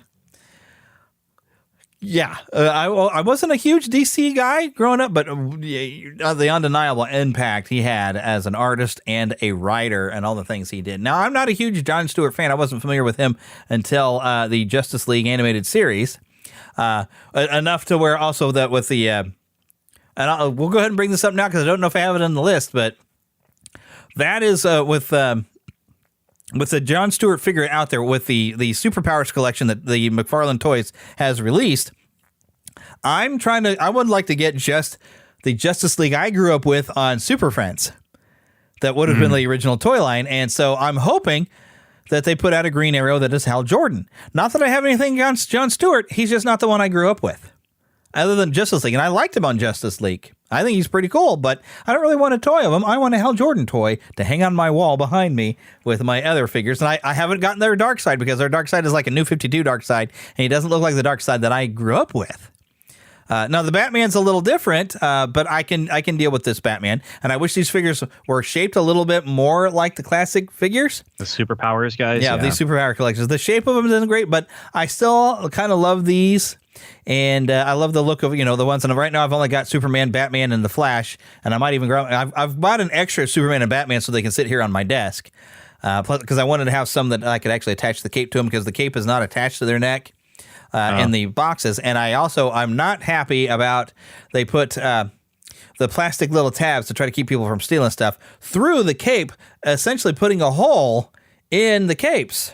Oh, huh. So I'm a little annoyed with some of it, but other than that, they're just fun to have them back again. And so I'm waiting to hopefully get a Hal Jordan. What I really would like to have now is I want an Aquaman and a Wonder Woman figure, maybe even a Hawkman if they make one in the next few waves. So I'm waiting to see where they go with these lines of toys, but I'm really happy to have these toys available as a collector. Have you heard if they're doing any new waves with those? I know they just recently got to the second wave where they've also had the Batman Who Laughs, which is a very recent thing from the Batman Metal series where they had a Joker who was Batman. They made a figure of that. I'm like, okay, well, you guys are going almost retro, but they're basing their figures off specific artist renderings. Like the Batman figure is based off Jim Lee's style of Batman. The Superman figure, though, is based kind of more off the classic figure of Batman. The Flash, I think, is also kind of he's more of the classic look. Okay. But Darkseid, I think, is the new 52 style, which is not quite the Darkseid I wanted. I would love to have also the Lex Luthor where he's just in his green armor suit. That I would buy. But I'm trying to get the ones that are like I remember them when I was a kid. So I'm not going to be collecting the entire line of these toys, but I'm pretty sure they're selling pretty good, although I did see a clearance. And that's why I went ahead and got a second Superman and second Batman to take out a package, because they were on clearance for like $7 each. So I went ahead and picked them up. And if I see a Flash go down on price like that, I would probably pick him up to get an extra Flash to get out of his box as well, to hang out with Batman and Superman here on my desk with all the other toys on my desk that, nice. I'm running out of space to keep toys.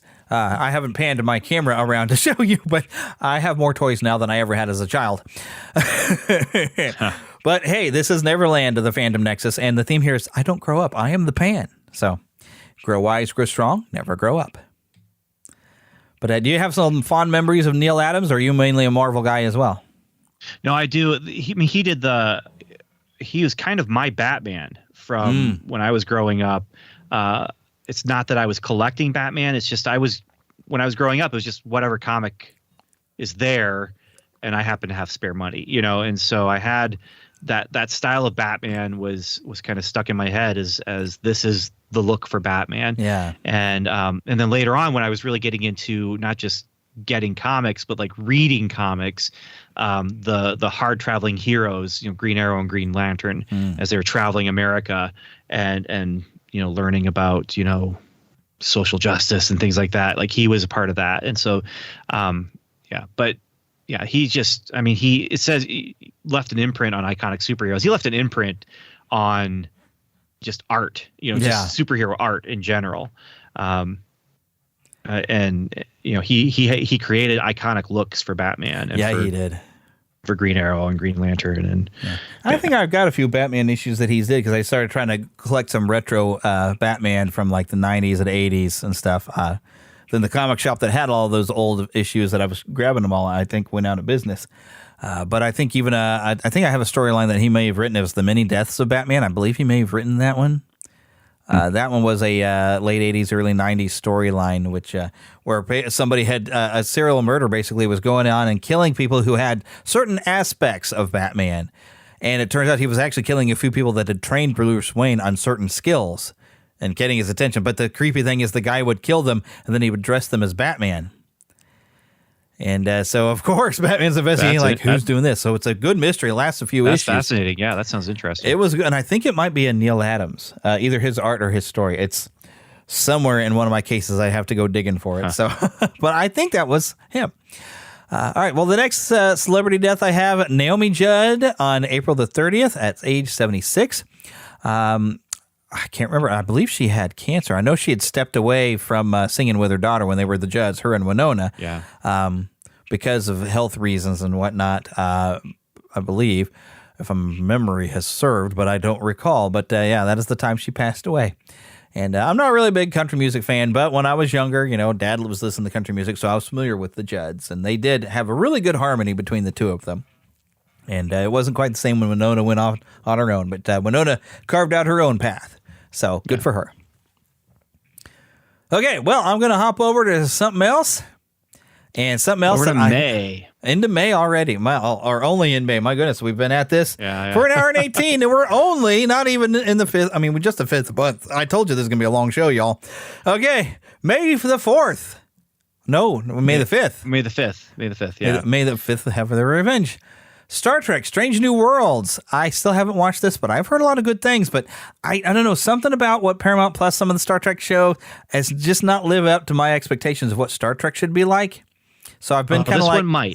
This one might, though. That's what I heard. Yeah. No, Picard, I watched because it was Picard. Mm-hmm. and there was some interesting stuff, but, the second season of Picard should have been 2 episodes. It was too long. Discovery, but Strange New Worlds really did it for me. And Anson Mount as Pike is amazing. Just a great actor doing his own thing, because Pike really doesn't have much screen time in the world, but he only has one episode, it was the pilot episode, and then they took the pilot episode and turned it into the menagerie. Yeah. And but this, they explore the character. They, I love the ship design. I know it's not this is before the original series, and so it looks different. But I love the ship design because it looks a lot like the movie Enterprise. I just love that design. Yeah. But anyway, it's not perfect. It's not perfect. There are one or two episodes that I would call a stinker episode. Star Trek used to do, the original series especially, like every third episode was more of a humor episode. Well, for this series, the humor episodes, not great. but they do some fun things, and there's two moments that Anson Mount's Pike did get me choked up a little bit. I shouldn't say that. Anson Mount in Discovery got me choked up as Pike, and then Strange New Worlds got me choked up again. Like, there's some moments in Strange New Worlds that are right up there with some of the best moments of Star Trek as far as emotional moments. Discovery, it's all emotion. It's all high emotion the entire time. And so since there's no baseline, the baseline is high emotion. I feel like the moments that they're trying to get you to feel emotional, it's like, I'm not feeling what the characters are feeling because they're always up here. But Strange New Worlds is different, and there is some moments in that where it's like, oh wow. And there's an episode that's riffing on Predator and Alien, and it's kind of like, oh, I see what they're doing here. And is it good? Yeah, I think it is. I think it is. But yeah, I enjoyed it. Looking forward to the next season. This was one. Thursday is my day off. I'm a pastor, and so Wednesday I work from 8 in the morning to 8 in the evening because we have evening services, and then Thursday is my day off. And so Thursday I wake up, kind of have the house to myself, other than my two daughters who are doing their homeschool stuff on their own.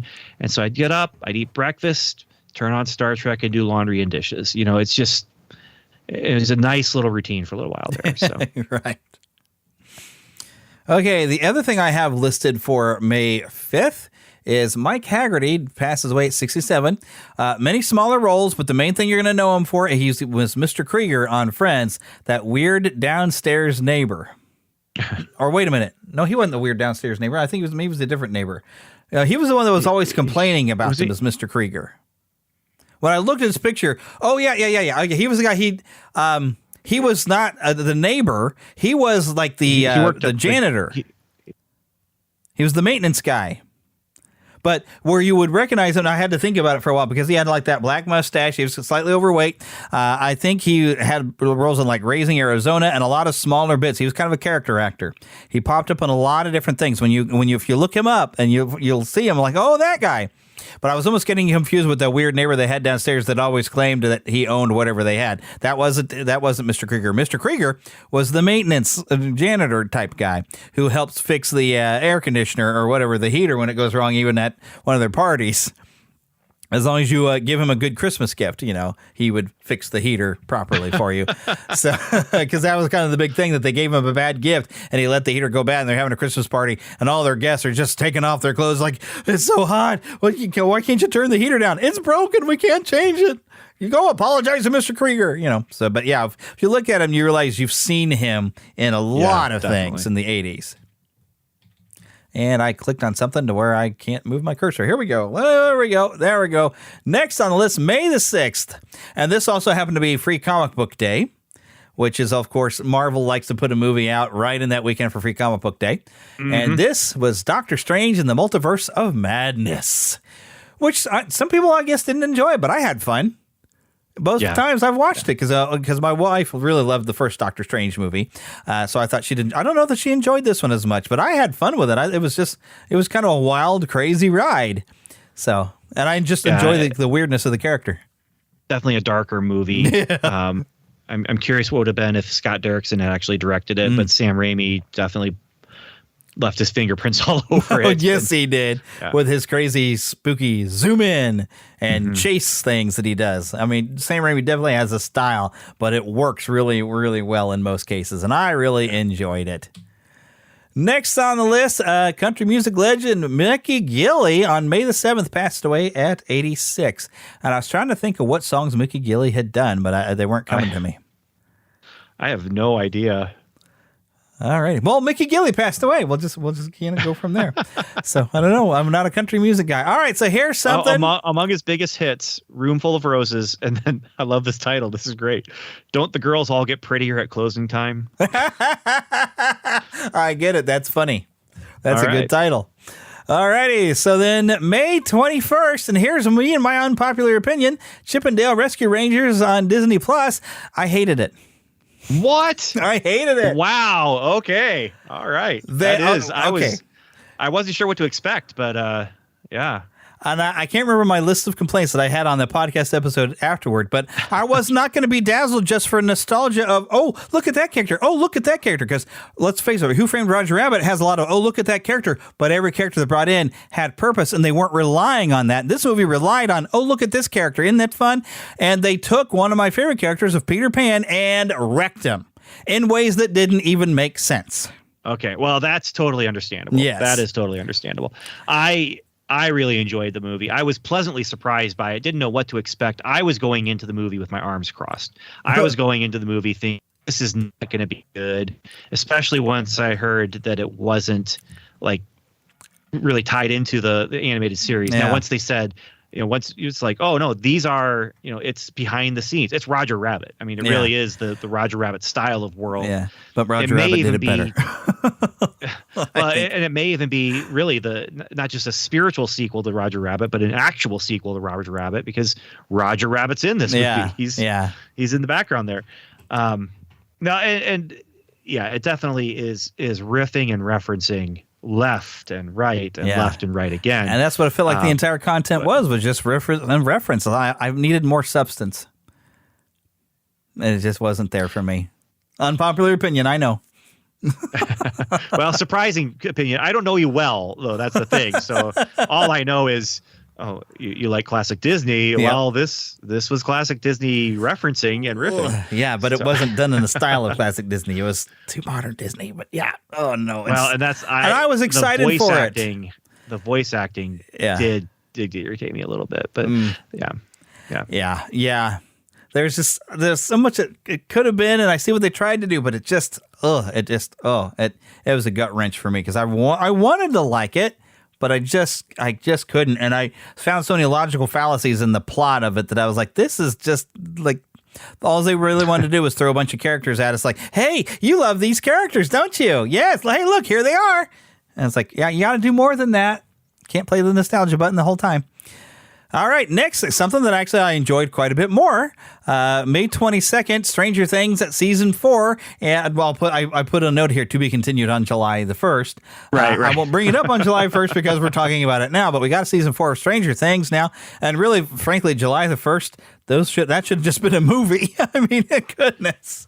What a weird release choice. Yes. My understanding is they weren't done with those final 3 episodes, but they wanted to keep it moving. I do think the one thing that they were able to get that you don't when you drop a whole season is there was conversation happening between the two parts. Yeah. And when you have weekly releases like Marvel's doing with and Star Wars series with those weekly releases, you have conversation and buzz. Yes. But when you just drop a season, the buzz is, I binge watch this. You need to as well.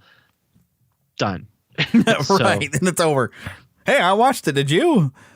Hey, I haven't watched it yet. Don't spoil it on Facebook. Right. Exactly. Exactly. And the major credit you got to give to this is it took a song that nobody have heard of from a person nobody knew who she was, and suddenly she's popular. And I was one of those people like, the song is okay, but I wasn't all buzzy and buzzworthy on that song but a lot of people were. It brought this song into the limelight that I don't know that anybody knew that song. I grew up in the 80s. I'd never heard it before in my life. The Running Up a Hill, and I didn't even know who she was. Never heard of it. Were you familiar with that song or that artist heard at all? Of her. No, not the song. just with Kate Bush. I knew about her, and she does a cover of Rocket Man that is amazing, where she's playing the ukulele, and so I was familiar with her as an artist really because of Rocket Man. I became familiar with her, but not like a super fan or anything like that. Although I would maybe say super fan of her rendition of Rocket Man. It's just quirky and weird, and I enjoy it. So now I'm curious. But really, I don't know if that song would have been popular had it not be in a really pretty epic scene of Stranger Things. Really well used. But yeah, because otherwise that song, because I mean, everybody who does cover songs on YouTube was trying to do a cover of it after that. But I'm like, the song itself isn't that good. But when you put it in the context of what they did in that scene, it fits so well, and it was amazingly done. But outside of that, that song's going to disappear again, I think. Because it wasn't, it's not a bad song. And she does, she is a good singer, Kate Bush, I will say. But, it didn't, the song itself, by itself, I don't think it really captured my imagination or attention. But it was a very interesting season. I like that we finally get to a root villain within this season. I don't want to say too much because in case people have not watched it yet, for whatever reason. Right. But wow, some good backstory and bringing it all together. I was expecting they were going to wrap the whole thing up, but surprise, surprise, another ending where we're getting one more season. One more season. Okay, one more time. Back to the breach, literally. So, yep, looking forward to see what they do with that. That was a series that I didn't, I had no idea what to expect with that first season. I was like, well, I'm kind of curious what this is. Let me watch it. And I don't really do horror of this sort, but it has that science fiction vibe that gets my attention. And that, of course, that having the right amount of 80s nostalgia, just, they got me. So I've been having fun. They definitely pulled the nostalgia lever over and over again, but they do it in a way that works. Into a story. Yeah.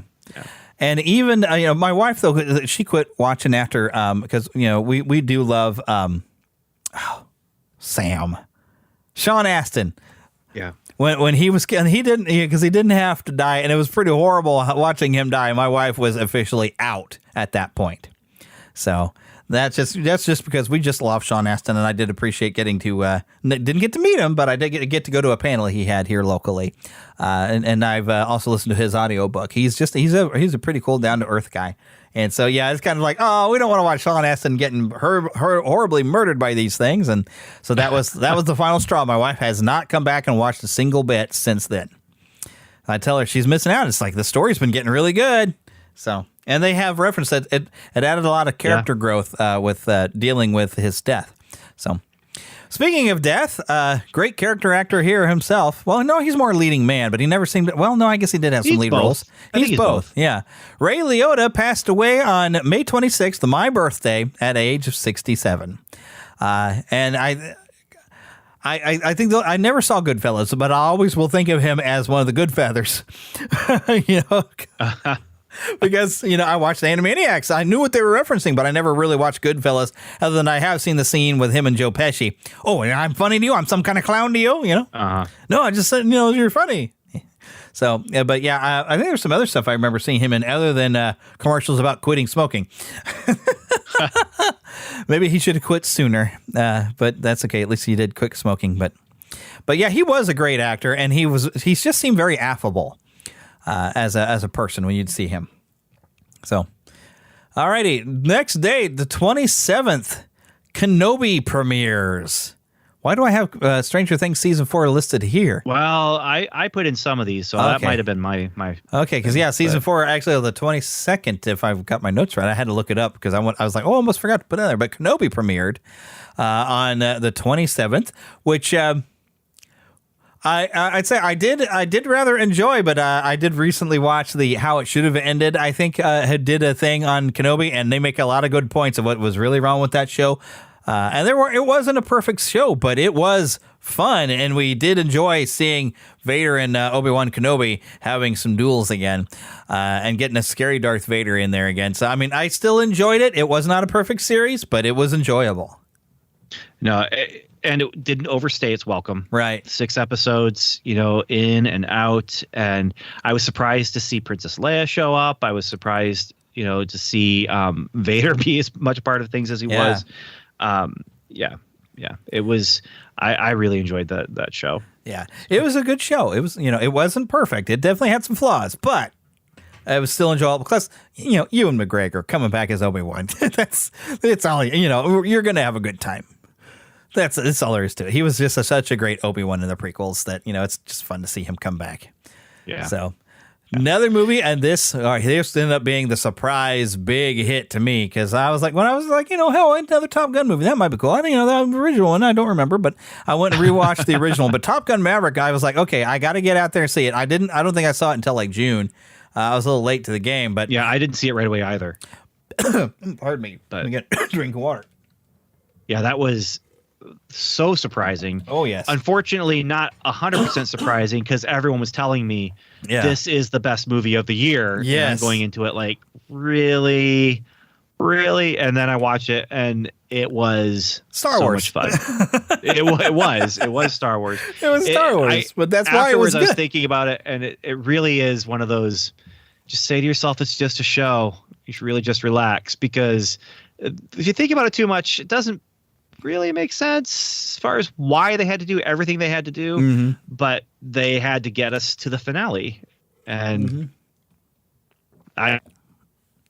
and you can forgive it at the end, like when you have like the finale, and then it's like, no, we're not done yet. Right, keep going. You get that. And we got one more. Yeah, you needed to have that character growth there for that final bit there. I totally forgive it because it made it good, and it was fun, and Yep. Thank you, Tom Cruise, for just making an entertaining movie. And even so much where my wife is not really a fan of the original Top Gun at all. She didn't like it. And I pulled it up on streaming while we were here on break and everything. And she was going to sit there and play on her Switch and just like, I'm going to play Animal Crossing. But she got into watching it because I was telling her, she said, no, trust me, this was really good. And it's 10 times better than the original. And it's just, I just love seeing Val Kilmer getting a chance to come back as the Iceman again, because we all love Val Kilmer. And them finding a way to get him in there was just fantastic. Okay, pardon me, I had to blank out and cough for a second. All righty. I had some like a little bit of saliva that was in my mouth that I just kind of breathed in and it hit the back of my throat. I hate when that happens. So, and I'm I had 3 drinks when we started this. I've had a eggnog milk mixture because I soften my eggnog so it doesn't sugar me up too bad for my diabetic. Had a big old cup of water and a half a can of Sunkist, and I have drunk through all of it. Did not expect to do that. And we're at the halfway point though. Almost. So, do we need an intermission? No, I don't know. Let's keep going. It's a marathon. Let's blast through. We can do this. Blast through this. June the 2nd, the Orville New Horizons premiere, and that's pretty much like your 3rd season that people were longing for. It was 3rd season, but it wasn't 3rd season because it was Hulu instead of being on Fox, and so this was direct to Hulu, and it became part of my routine as well. It was being released. I can't remember if it was released on Thursday or if it was released on Wednesday. I didn't have a chance to watch it on Wednesdays though. I'd wake up on Thursday morning and I was watching this Strange New Worlds.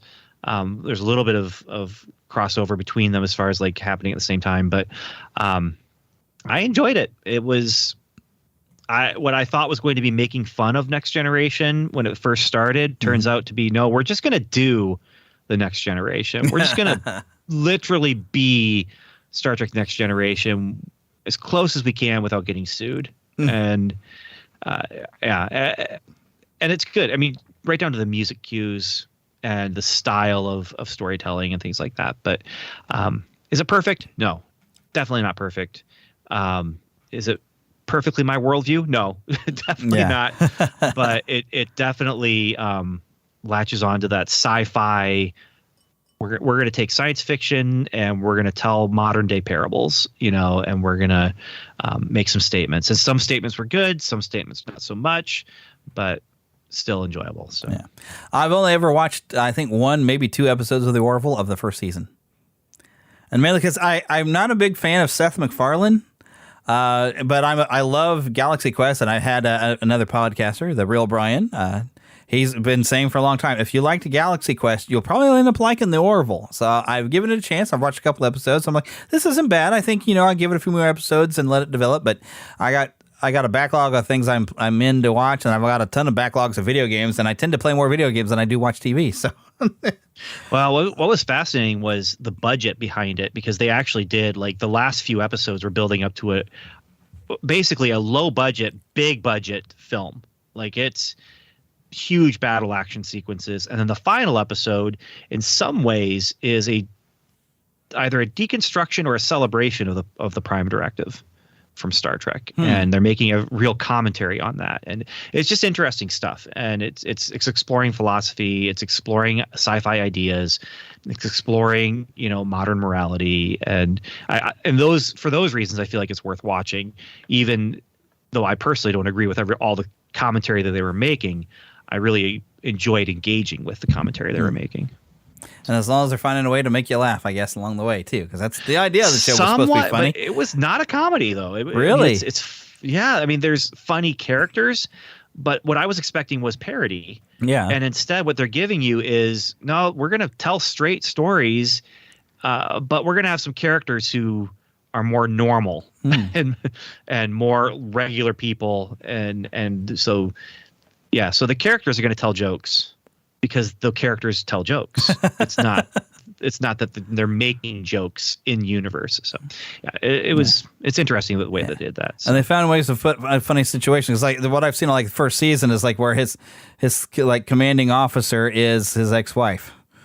Yeah. And you have that's just the awkwardness of that situation. But I'm curious where they were going to go with that. So I'm going to pick up and continue watching, but I'm really behind on that one.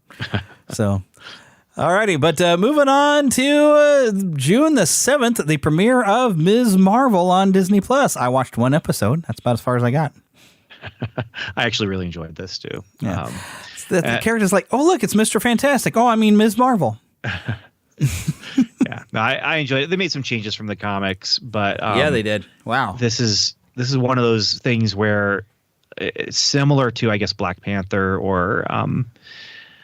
I don't know, but where this is a show that's give me a peek at a culture I'm not very familiar with, and letting me see behind the scenes and some of the stuff. I mean, they spend a lot of time at the mosque, and just seeing what does normal life look like for families in Brooklyn who are Muslims and who live through the diaspora and things like that. And so.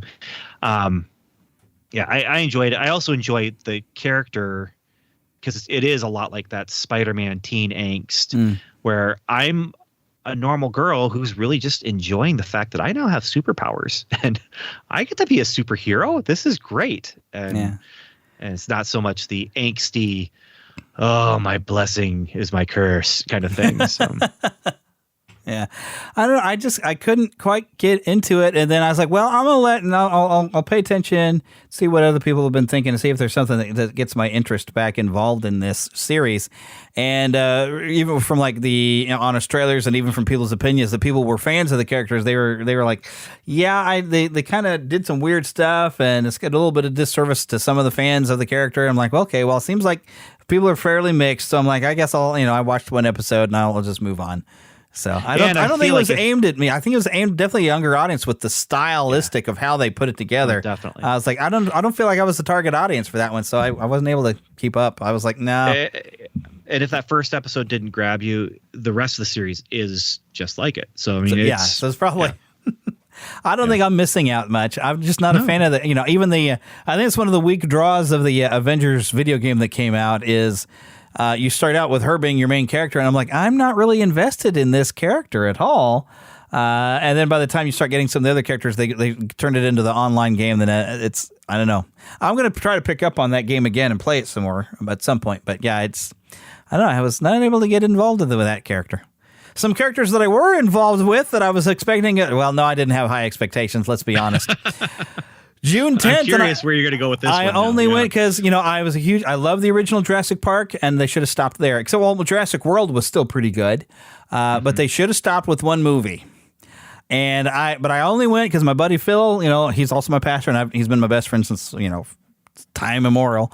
And he was super excited to go. And because of 7 brain surgeries and the seizures he's gotten from it, he's not allowed to drive. So I was going to be his ride. But I was like, I'm not expecting this to be good. And I was not disappointed. It wasn't any good. Jurassic World Dominion, I almost said, wow, was that it was so bad that the movies were supposed to be thrilling. I was laughing at the ridiculous stupidity going on. Wow, did they ever stink this up?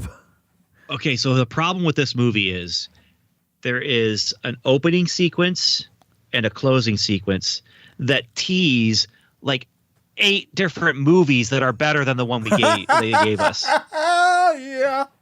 You know, it's like, look at the world. Yeah. And the dinosaurs are everywhere, and they're just a part of our regular life now. And I'm thinking, this is fascinating. I can't wait to see where they go with this. Oh, you know where they're going to go with this?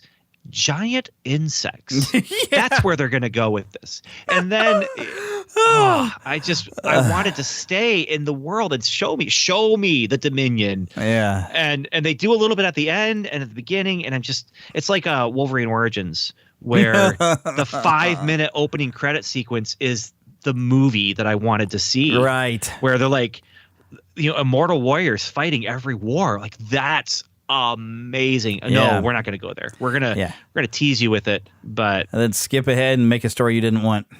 Yep. I would have gone sticking with the adamantium at the end of the movie and drop it there, and then have him have no memories like he's supposed to. Instead of we're going to shoot him with an adamantium bullet. And I thought, what? At least the ideas of what I thought would make a good Captain America movie, somebody was thinking the same thing and made the Captain America movie we wanted, where it's like, you want to put him in the modern age eventually, do it at the end of the movie, thank you. But let's tell a Captain America story in his era. That's what Wolverine Origins should have been. So, yep. Well, and that's honestly what did it for me with Wonder Woman. Now, Wonder Woman could have been a World War II movie, maybe should have been, but because they'd already done that with Captain America, they couldn't. But a period piece with Wonder Woman with the World War I, that was great. Yes. Then a period piece with Wonder Woman in the 80s, less great. Yeah. Should have worked, but I don't know. They somehow blew it. It's like, how did you guys mess this up? Because I was super excited and you had something going, and then somewhere you just lost it. And that's what the Jurassic World movies did. I didn't even like the second Jurassic World. And I didn't. I mean, I was doing okay with the second Jurassic World, but I realized at some point we've lost the point of what Spielberg was able to do with these dinosaurs to making them scary. These were not scary anymore. Now somebody gets eaten by a T-Rex in Jurassic World Dominion, and it's just a background like, oh, well, that just happened. Who cares? Well, and that's the thing.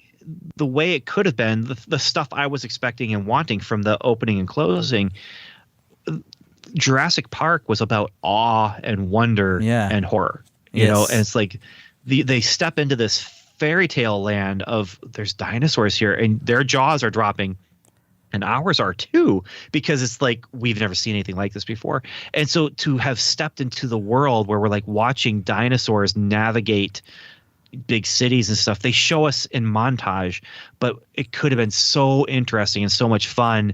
And they could have brought back that sense of wonder where we're like, this is amazing. We're seeing these huge beasts side by side with, cows and cattle. And they kind of start there where, but they didn't deliver. Yeah. No. So, but because I share a Vudu account with my buddy Philip, when he buys the movie, I get his digital code. I actually have a digital copy just waiting for me to watch again, which will never happen.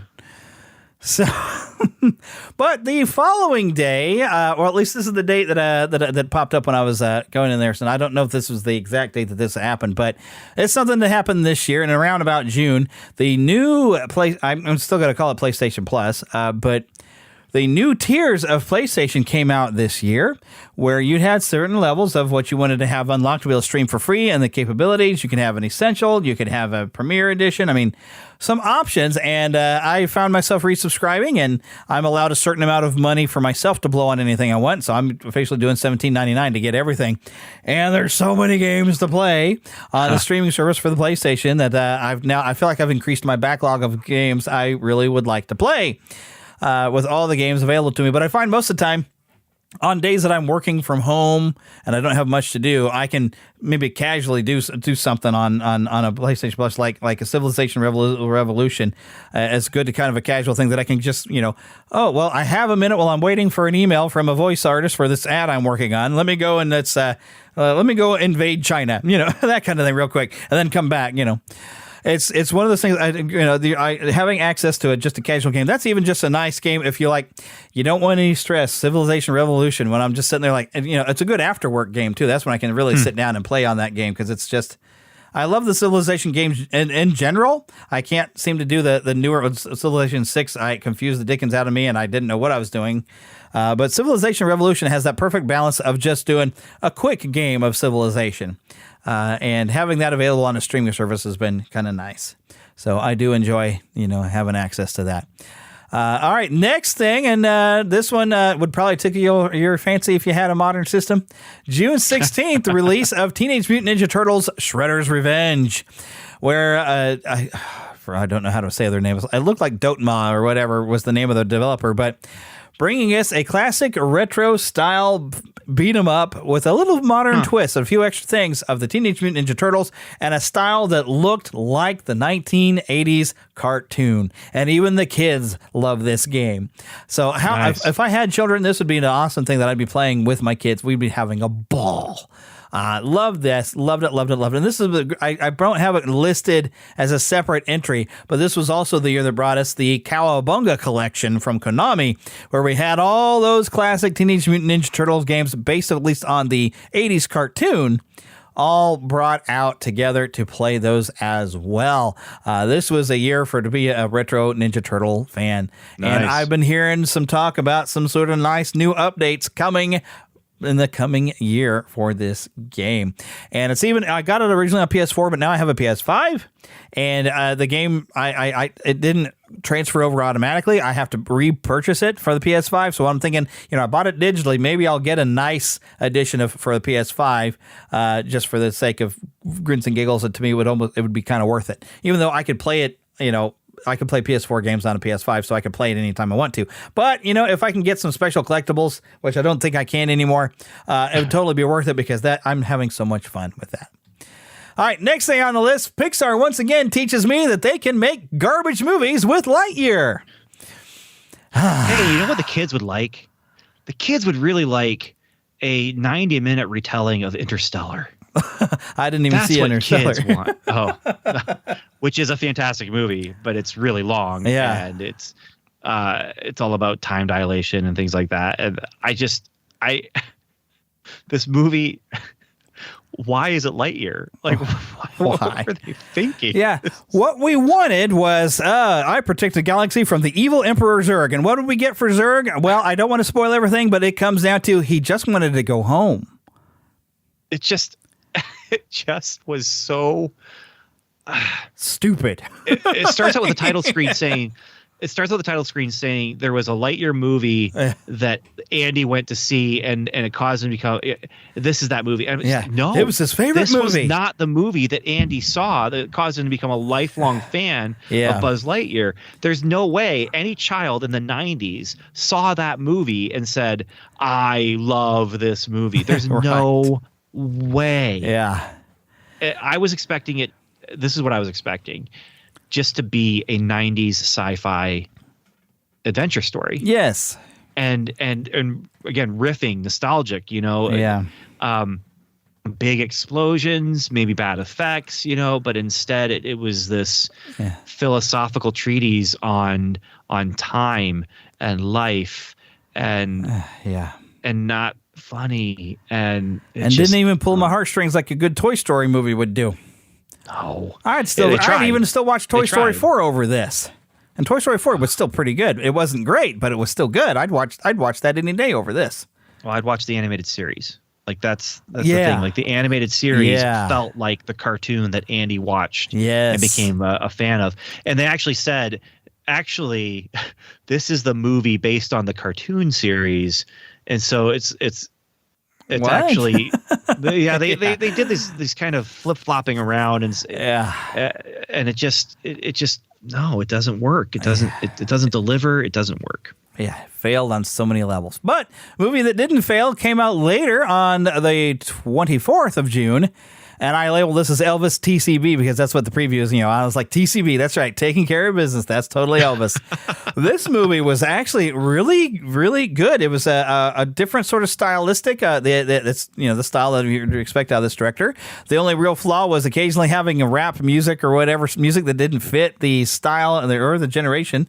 But telling the story of Elvis Presley in a very fun and a very interesting way, and I enjoyed it. It's unfortunately how you get used to these biopics that there's a bit of a redemption. Like you watch the Walk the Line with Johnny Cash, and he gets really down and bad in the drugs, the alcohol, but then there's a turnaround, and he turns his life around. Elvis does not have that turnaround moment. He literally eventually went to his death because of his rock and roll lifestyle. But that's the truth of it. And it gets when you get to that point, you see him coming, and it becomes kind of sad because you see this is a guy who.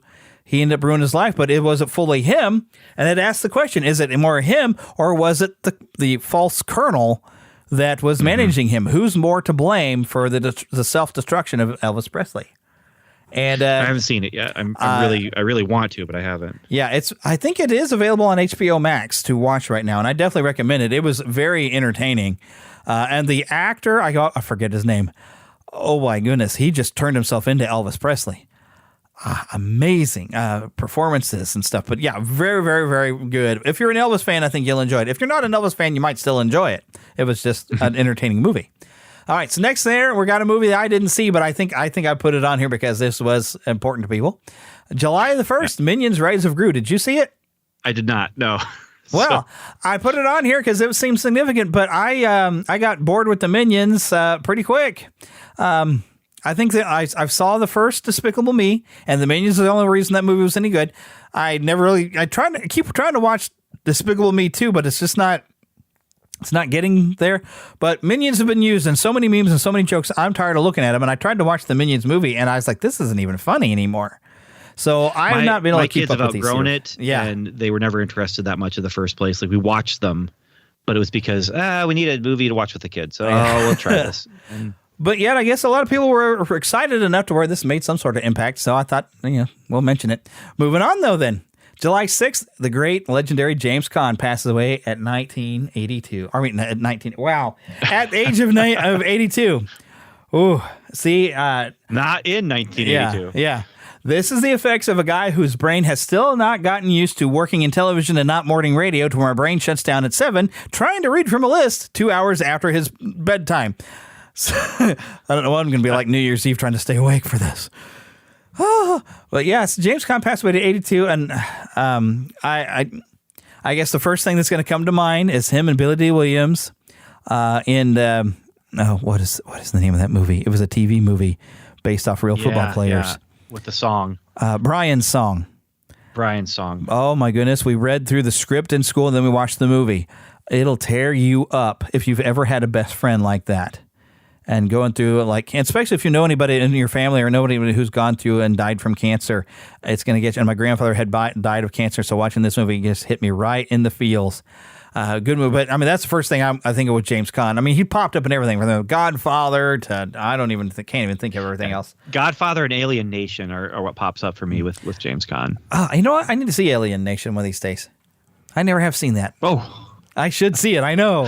That's an oldie, man. Yeah, it is. Yeah, it is. They even made a TV series based off of it, and I like the idea. It was kind of a neat idea. I love the TV series. I like the TV series more than the movie, but yeah.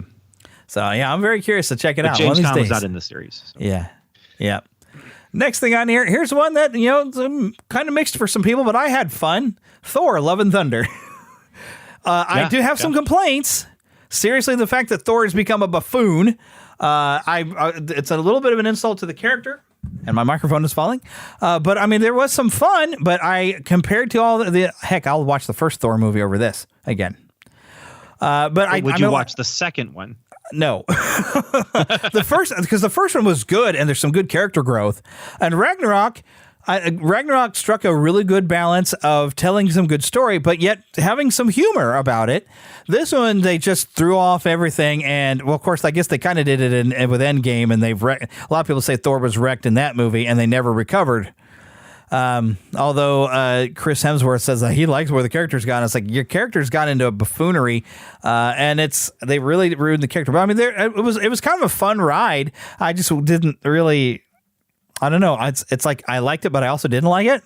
But I had fun, but I'm never going to watch it again because the second time I watch it is where I'm going to be like, oh, what'd you do?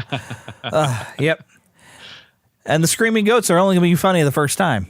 You know? Yeah, I don't know if they were funny the first time. I laughed. My wife didn't. My wife hates screaming goats, but I don't know. Screaming goats make me laugh a little bit. But yeah, it's not going to carry it through. Oh, I just realized something. It looked like I was on the wrong different line, but I forgot to bring it up with PlayStation Plus. One of the big draws for PlayStation Plus is that the indie developers of Stray were going to put it on there for free. So everybody got a chance to play Stray, which was this great, great science fiction game with a cat. And you got to play as a cat. And oh my goodness, you're in a robotic living dystopia as a cat. And it's just an amazing game with puzzles, and it's one of those things that sounds really weird, you know, but you kind of see stuff like they're making a game where you're playing a cat. Okay, well, I like cats. I have 3 cats. Let me try this. And then you get into it, and the world and the immersion, it's just an amazing experience. And I think we talked plenty about Stray. I think it was last episode because we went through the Game Awards, and Philip was asking me, what was Stray? And I was like, oh, gosh. So, yeah, if you didn't listen to that episode, go back to the previous episode. I explained Stray and just the juggernaut that was. But that came in June. All right, so next thing on here, Paws of Fury, The Legend of Hank. That's when it was released, July 14th. Or no, 15th. See it. You didn't see it? No. I didn't see it in theater. I was like, well, this might be fun. When I watched it on streaming, I realized, oh, I know why this is funny. This is Mel Brooks. This is Blazing Saddles for kids. Oh, yeah. Literally, it was Blazing Saddles, only set in a different setting, but it's the same story. It still has a Mungo character, and it's instead of Black Sheriff, it's a dog in a cat world. But it was, and even Mel Brooks even is in that, and it was basically Blazing Saddles, and that's why I appreciated it, because I'm of the persuasion where I'd rather watch Blazing Saddle edited for TV. Because there's some content in there that's like, whoa, I don't really want that. But having where you can have the same story of and lessons really of Blazing Saddles and the same humor, but make it kid friendly. I had a good time watching it. I liked it more than I thought I would have. Nice. But I can't think of what streaming service had it, but I saw it streaming. I was like, oh, hey, I was kind of interested in seeing what this was, because it reminded me of the teasers didn't really tell you what this was. It looked like as a bad version of Hong Kong Phooey. And at first I thought, oh, is this like reimagine Hong Kong Phooey or something? And then it's like, it's not Hong Kong Phooey. What is this Legend of Hank thing? But I thought, you know what, I'm going to check it out. It looked funny. And then I was watching it, and my wife was like making some pancakes or something in the other room. And I said, you should come watch this. This is Blazing Saddles. So, all right, but moving on. All righty. Now, you might not know this name. July 24th, David Warner passes away at 80. Now, the name David Warner, does that strike memories for you? Yeah, Evil from Time Bandits. And I believe the bad guy from Tron as well. Zork. Zork? Yeah, and he was, I believe did he play a Klingon in one of the Star Trek movies too? Played a Klingon. Such a great character actor. It was so versatile. Yeah. Even so much that he was in Teenage Mutant Ninja Turtles 2, The Secret of the Ooze, as Dr. Jordan Perry. Was he really? Yes. He was Dr. Jordan Perry, the one who had accidentally created the ooze and then had to create an anti-mutagen to defeat Toka and Razar with the turtles. But yes, why can I not think of his name in Tron? Holy cow. But David Warner, if you didn't know him by name, you look at him and like, oh, him. Yeah. So no, you definitely see him and know him. Yeah. Sure. He's definitely a hero of nerd cinema, especially with being in Tron, So, okay. It's hard to tell if this was part of one of my other things or if it's for this one. And funny enough, we bought a new lapel mic for the church, and I was helping Philip set it up. And when I went over to his house, he was sitting there watching an episode of Murder, She Wrote, where Paul Sorvino was actually the murderer in an episode of Murder, She Wrote. Paul Sorvino passed away at the age of 83 on July 24th. 5th. And he's one of those guys that you see him, you might not know his name, but you see him, you're like, oh, him. One of my favorite roles that he had, though, was in The Rocketeer as, I think, what was it, Eddie Valentine? I don't remember any of the names from the movie. Although I am rewatching the movie soon because we're doing a series for our podcast about it. But I'm one of them people that I love that classic style of hero. Even though I recently found out that the character was actually created like in the 80s. But I like the Rocketeer movie, but Paul Sorvino's character has a great character arc where he's kind of the bad guy, but then he realizes he's working for a Nazi and he's like, it's like, I may be a lot of things, but I ain't no Nazi. That's right. He's such a great character. We're doing a series on our Strangers and Aliens podcast about movies that came out right after Batman in 1989 that were building on that pulp. Right. So we did one episode about Dick Tracy, and now we're going to be doing Rocketeer, The Shadow, and The Phantom. Oh, man. Yeah. And I love those classic heroes like The Shadow and The Phantom. One of those. Yeah.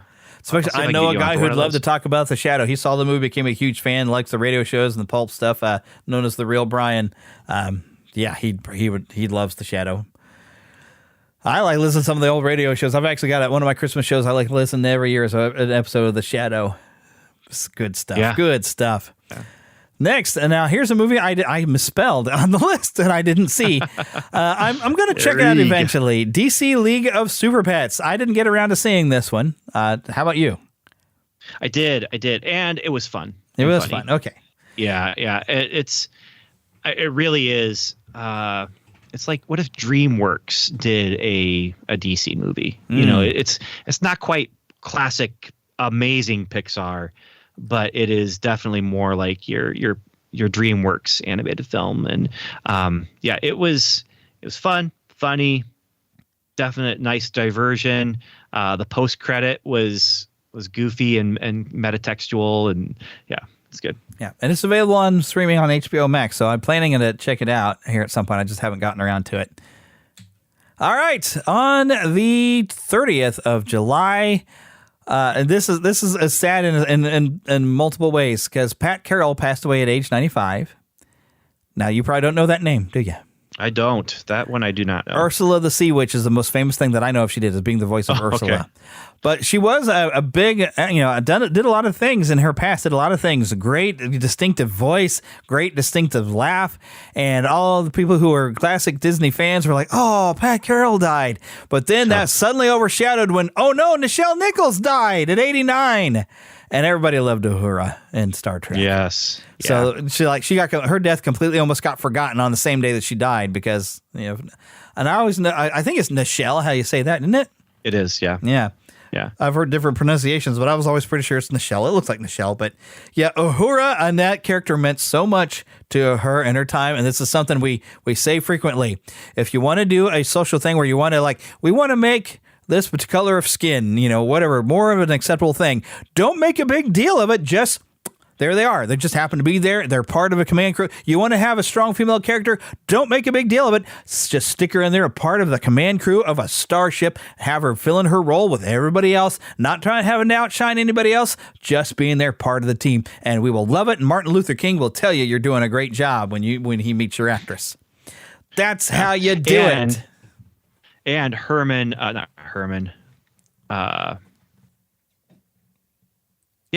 Hessman connection.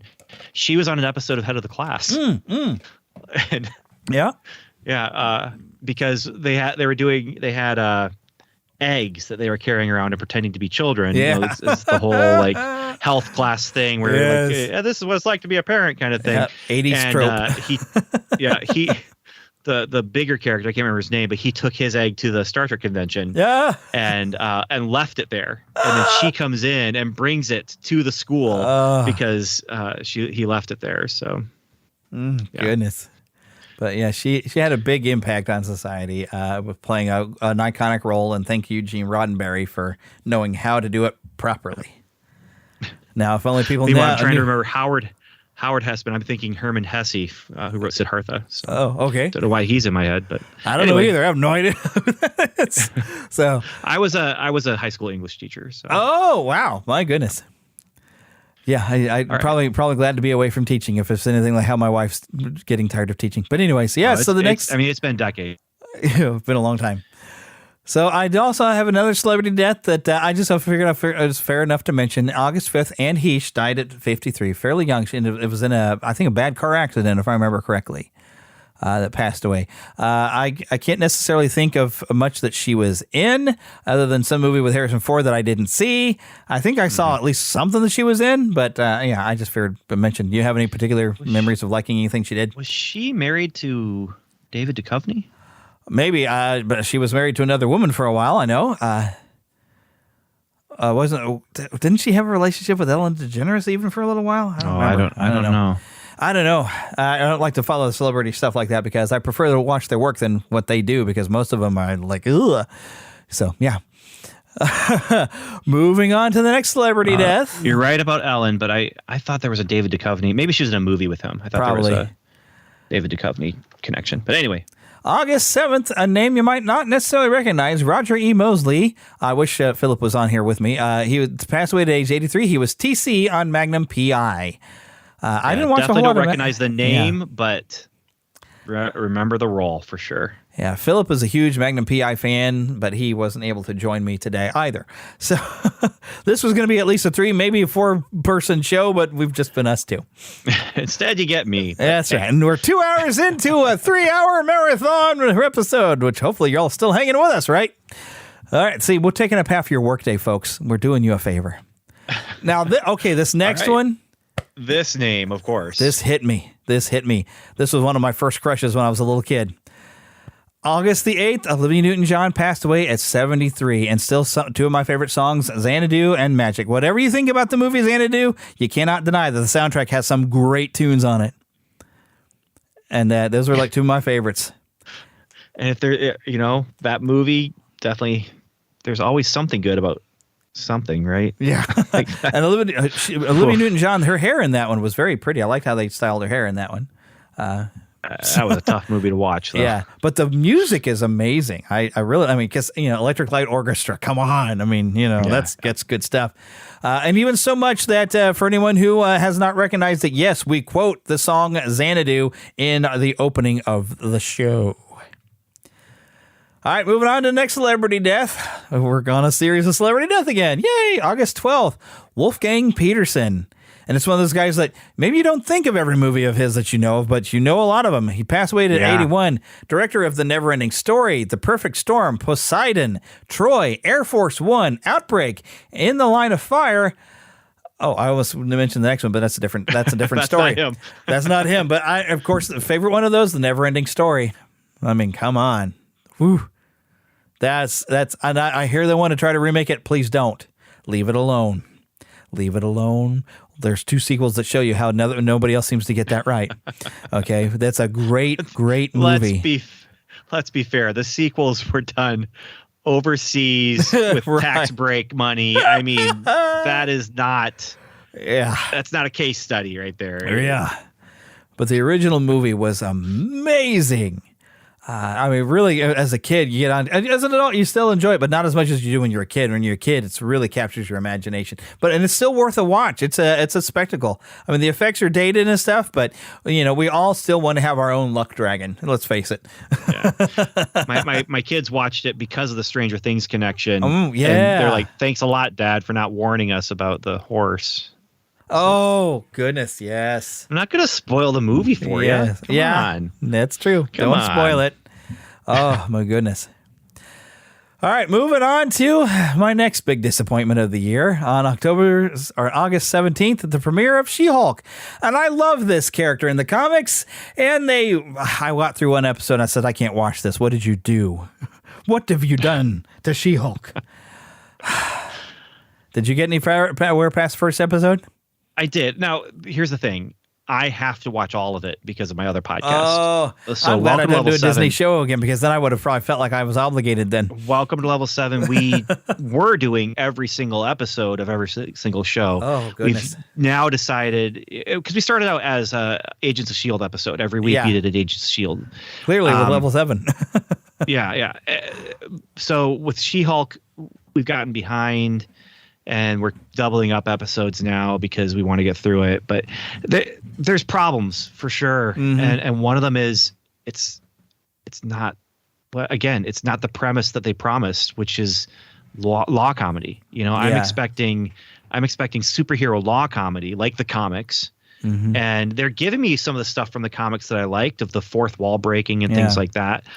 But it just for me, it falls flat. It's not perfect. It's not good. It's not horrible, but it's just this kind of middle of the road where it's just, you know, it's a show, and I watched it, and now I have to watch it again because I fall behind. And no! If I'm going to remember what it was to talk about it, I have to watch it again. So this is one of the ones. There are some funny moments. Don't get me wrong. There are some funny moments, but not in the first episode. But this is even where, you know, I've stated many times on the show how I was not a fan of a lot of the stuff Ken Slott did to Spider-Man, but his run on She-Hulk, I gotta say, had some funny stuff. I'd rather read the Ken Slott She-Hulk comics than watch any more of that series. Because he did some good stuff actually with the character, and it was a lot of fun. So John Byrne, and that's the run that is my run of She-Hulk. And that was the earlier runs. I need to read some of that too. Well, that was, I think, second volume, and that's when they really got into the fourth wall breaking and her breaking through panels and things like that. Steve Gerber did a few issues of it where Howard the Duck guest starred, and those are actually the ones that I read first, and then I'm like, oh, this is funny, and so, and then the finale show is either the most audacious thing they could have done or the stupidest thing they could have done, or both. Right. It could be both, but it definitely, I mean, they were swinging for the fences with the finale. But whether it's a foul ball or a home run, that your mileage may vary. Yeah. But all I did appreciate is foul ball. Even people that were trying to enjoy the show were like, what in the world was this finale? What they just do? When they got there at the finale, I was, what's the word I want to use? Livid? Flabbergasted, maybe gobsmacked. No. I actually really appreciated it, but in universe, it doesn't work. Yeah. Like, it's just, okay, so what does this mean for canon of the whole universe at large? Well, but that they went there. I mean, they've done things. I mean, Fantastic Four met God, and he was Jack Kirby. You know, in comics, in comic continuity canon, they met God. It's Jack Kirby as an artist. Oh, goodness. You know, so it's not completely outside the realm of what Marvel has done, you know, but at the same time, there's ramifications where it's just like, well, so. Yeah. All right. Next thing I have on the list, something else I didn't watch. Lord of the Rings, The Rings of Power. I'd rather they actually just did the Silmarillion instead of reinvent the wheel and the name of turning Galadriel into a completely unlikable character. Did you bother?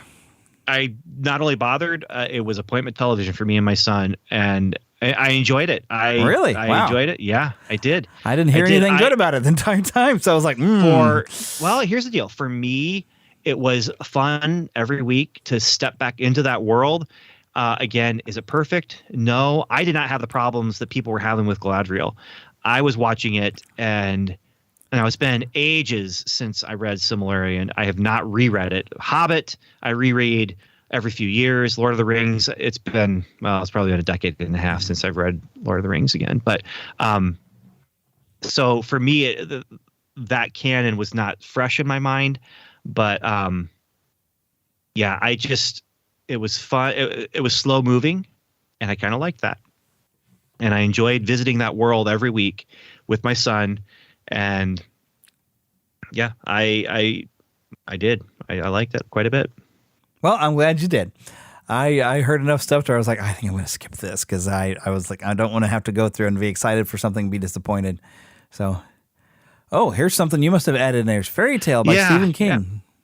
Yeah. This was a surprise hit. I actually recently listened to it, and I was actually surprised. This is kind of a sweet story, and it was a fairy tale, and it wasn't as mean-spirited as Stephen King can be with his characters sometimes. And What is it? Was this a book? I guess new book. Yeah, it was a novel, and I was really trying to add more books to this because I've been reading a lot more this year. Oh, but none of the books that I read this year have been books that came out this year, except for this one. So, but yeah, I enjoyed it. There's some content stuff for sure, because it is Stephen King language, especially. Mm-hmm. But it's interesting. I feel like as he's gotten older, he's gotten a little more kind to his characters. And, so yeah.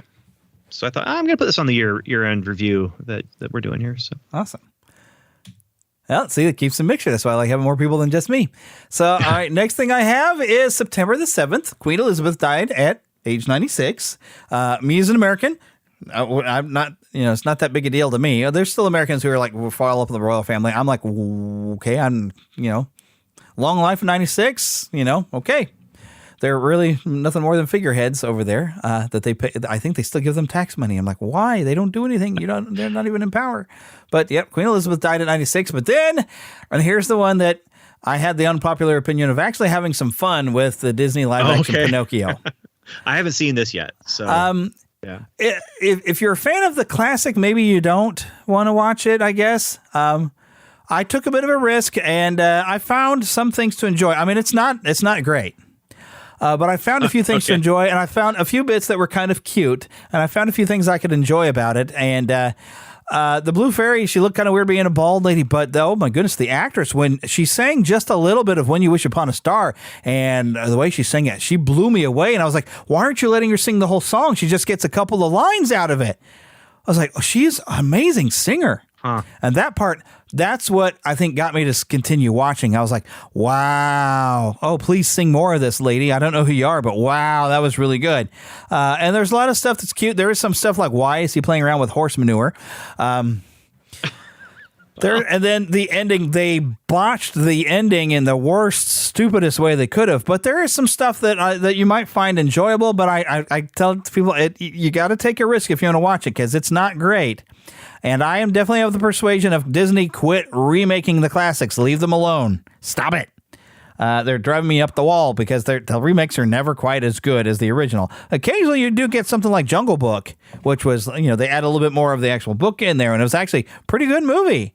And definitely worth it. But yeah, the Pinocchio one, I'm of the rare guy that actually kind of liked it because the overall everybody was like, oh, what a stinker that one was. I said, I found a few redeeming qualities, but it's once again another movie that I'm going to watch one time. I had fun with it the first time, but if I come back the second time, I'm going to be like, oh gosh, what a train wreck. So I will leave it alone. All right. But now we got something fun coming up. September the 21st. And talking about a story that took its time to develop.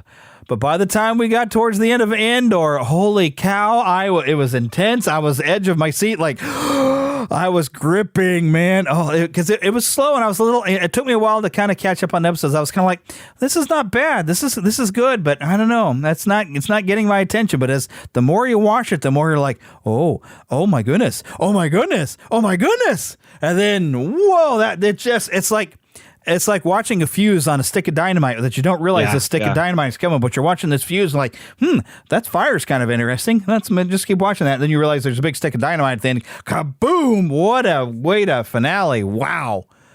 Well, there were 12 episodes?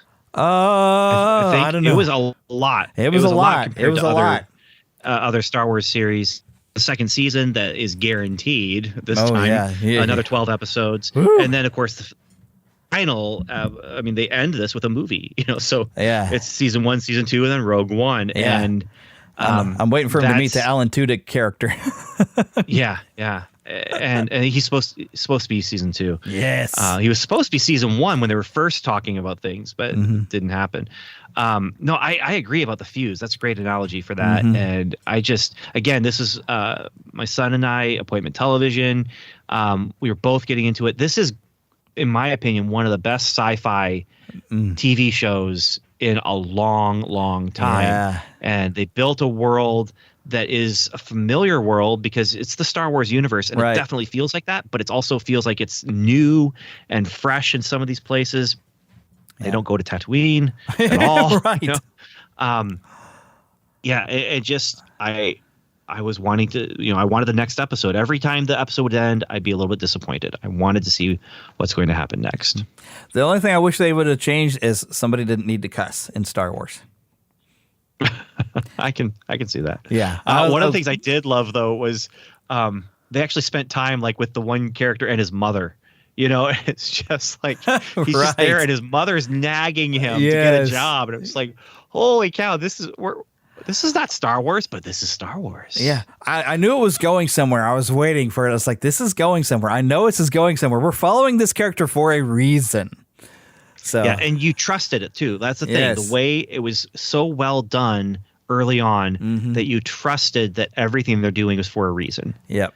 And it was. Even like at the beginning, you have the world building, and you have the guy who's clanging the metal with his hammers. Yeah. And it's like, okay, this is cool world building that they're doing. But then he's important. That's important later on. It's not just here's an interesting little tidbit of the world that you're visiting. It's here's it's Chekhov's hammer banger, I guess. Yeah. You put the rifle on Chekhov's gun. You put the gun on the wall in the first act. You got to use it in the third. They did that all over the place here, and it just was so good. And it helps to build that intensity as things are coming to that boiling point. And you just know here it comes, as that all the pieces are coming together on the same chessboard. And you're like, oh, here it comes, here it comes. Oh my goodness, what's gonna happen? What's gonna happen? And then it all just wow. And then but then you have my friend who's like, every episode, is something going to happen? When is something happening? There's nothing happening. Yeah. And I did. Well, I complained a few times. Like, I feel like I'm getting the same episode of like, we don't trust this guy, but we got to do this heist. I don't trust you, but we're going to do this heist. I really don't trust you, but we're going to do this heist. Then finally we had the heist. I'm like, well, that was pretty good. Cool. I liked that. Well, all right. So what you got for me next? We're not done. But we're not done. It's like, okay. Oh, hey, now we're in prison. Oh, well, that's an interesting twist. I wonder what's going to happen here. And then that's when Andy Serkis showed up, and I was like, oh, okay, now I'm in. Andy Serkis, what's he doing here? And that's also kind of referencing and riffing on the THX 1138 style of world, where you've got that very white. Yeah. Everyone's wearing white. The backgrounds are white, and it just, yeah. Oh yeah. Again, it just was a very well-crafted sci-fi TV show. Yeah. But it really picked up when they got into the prison, because it's, because things started picking up outside of the prison, and then inside the prison, and you just see the buildup of what's really going on with this prison. And then I love the little tag on this place. Oh, you were wondering what they were building? Here it is. And my son and I talked about that a couple times. Like, what could it be that they're working on? Because it doesn't look like anything, right? But in the back of my mind, it was, they're part of the war engine, like no matter what, they are doing work for the Empire that is causing, that's building the strength of the Empire. And I just, wow. Again, great series. Alrighty, so now moving on to the next thing, September the 22nd. No, they might not have been the originators, but I remember them performing it. I didn't realize that they had ever performed it, but Jesus Is Just All Right with Me. The Doobie Brothers, their drummer, Jack Hartman, passed away at 72, which I think I gained a greater appreciation of the Doobie Brothers, having worked at a classic rock station for about 3 years. And getting to hear a lot of Doobie Brothers. And there was definitely some talent in there, but I didn't realize, because I'm used to the DC Talk version of Jesus Is Just All Right, that suddenly I hear the Doobie Brothers singing, like, hey, cool, I know that song. So, yep. I can't think of the other songs that they had, but those are the ones that pop out. I've got a collection of some of their stuff on my computer here, though, I know. But for some reason, I'm not thinking yet of any of it. So, yeah, any Doobie Brothers songs jumping out in your head? Just Jesus Is Still All Right, or Just All Right. Yeah. DC Talk was Still All Right. Yeah. And Doobie Brothers was Just All Right. Yeah. I think. Something like that. Yeah. Well, moving on to, it surprised me. I didn't realize this had happened until I was doing my research. September the 28th, Coolio passed away at 59. Yeah. So, can't say I was a huge fan of his, but we all know Gangsta's Paradise and the infamous story of did he approve. You could not escape that. Yeah. Did he approve of Weird Al's Amish Paradise or not? That infamous story. But yeah, and known also for that crazy hair and being pretty talented. I'm not really into rap music, but that song, you couldn't escape it. So, and then 2 days later, another one of my big disappointments. But I don't know. As we got closer, I was like, still thinking, it's like, you know what? I didn't need a sequel to this. I mean, as much as I love the original, I just have a bad feeling about this. Hocus Pocus 2. I could not finish watching it. I know there's people who liked it. I could not finish watching it. It was such an attempt to respin the jokes from the first one. They really didn't know what to do with themselves. It was. Did you try to watch this train wreck?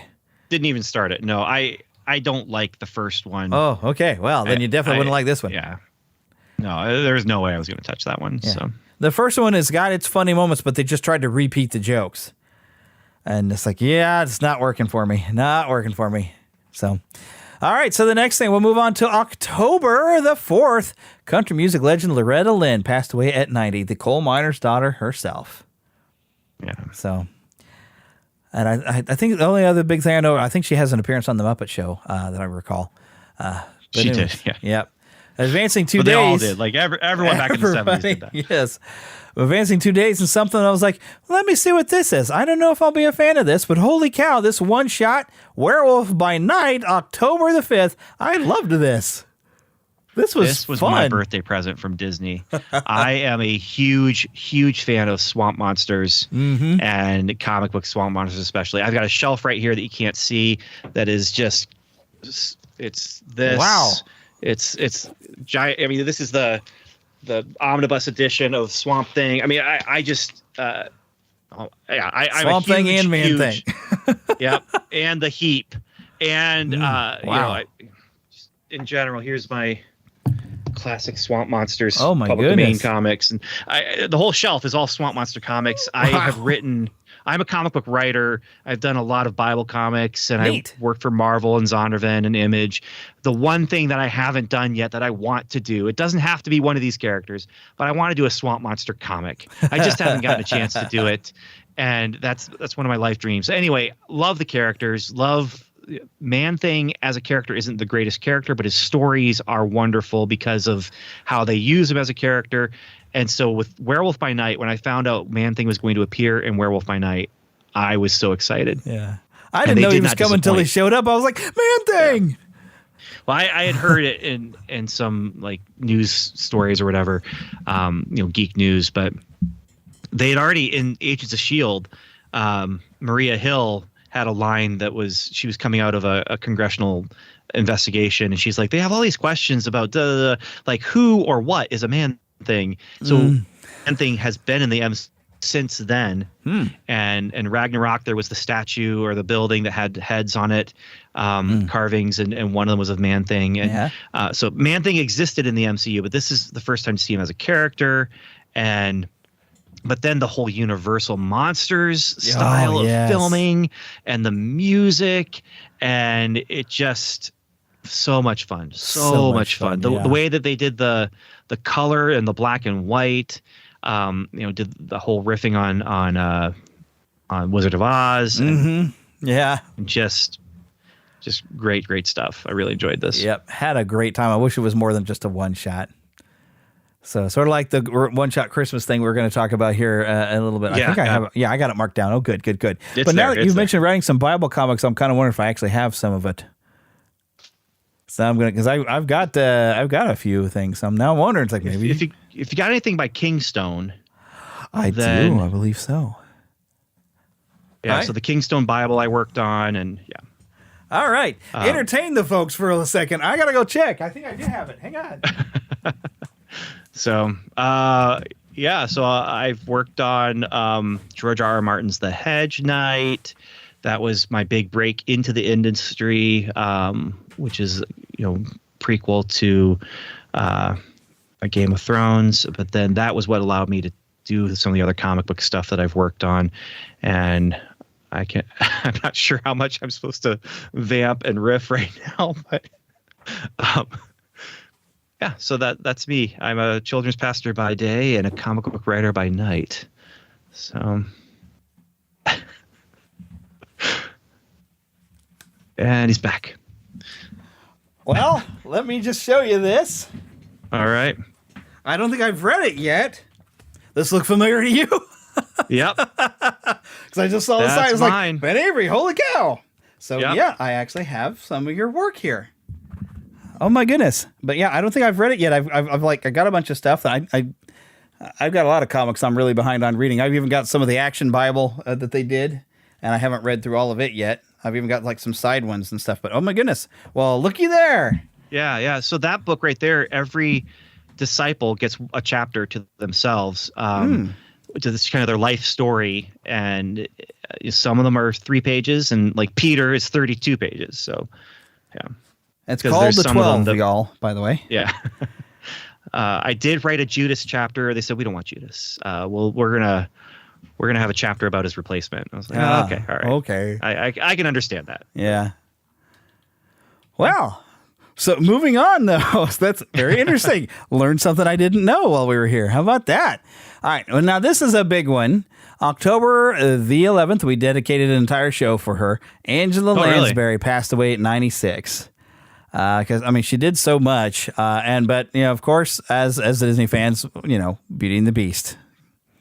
Yep. That's not where I went with it. I was going to go to Bed Knobs and Broomsticks. Bed Knobs and Broomsticks. Yes, yes. We go back that far. That's, I guess, my Angela Lansbury reference for Disney. That's a good one. That's a good one. But you know, singing the main song on Beauty and the Beast, and I like Bed Knobs and Broomsticks, but I love Beauty and the Beast.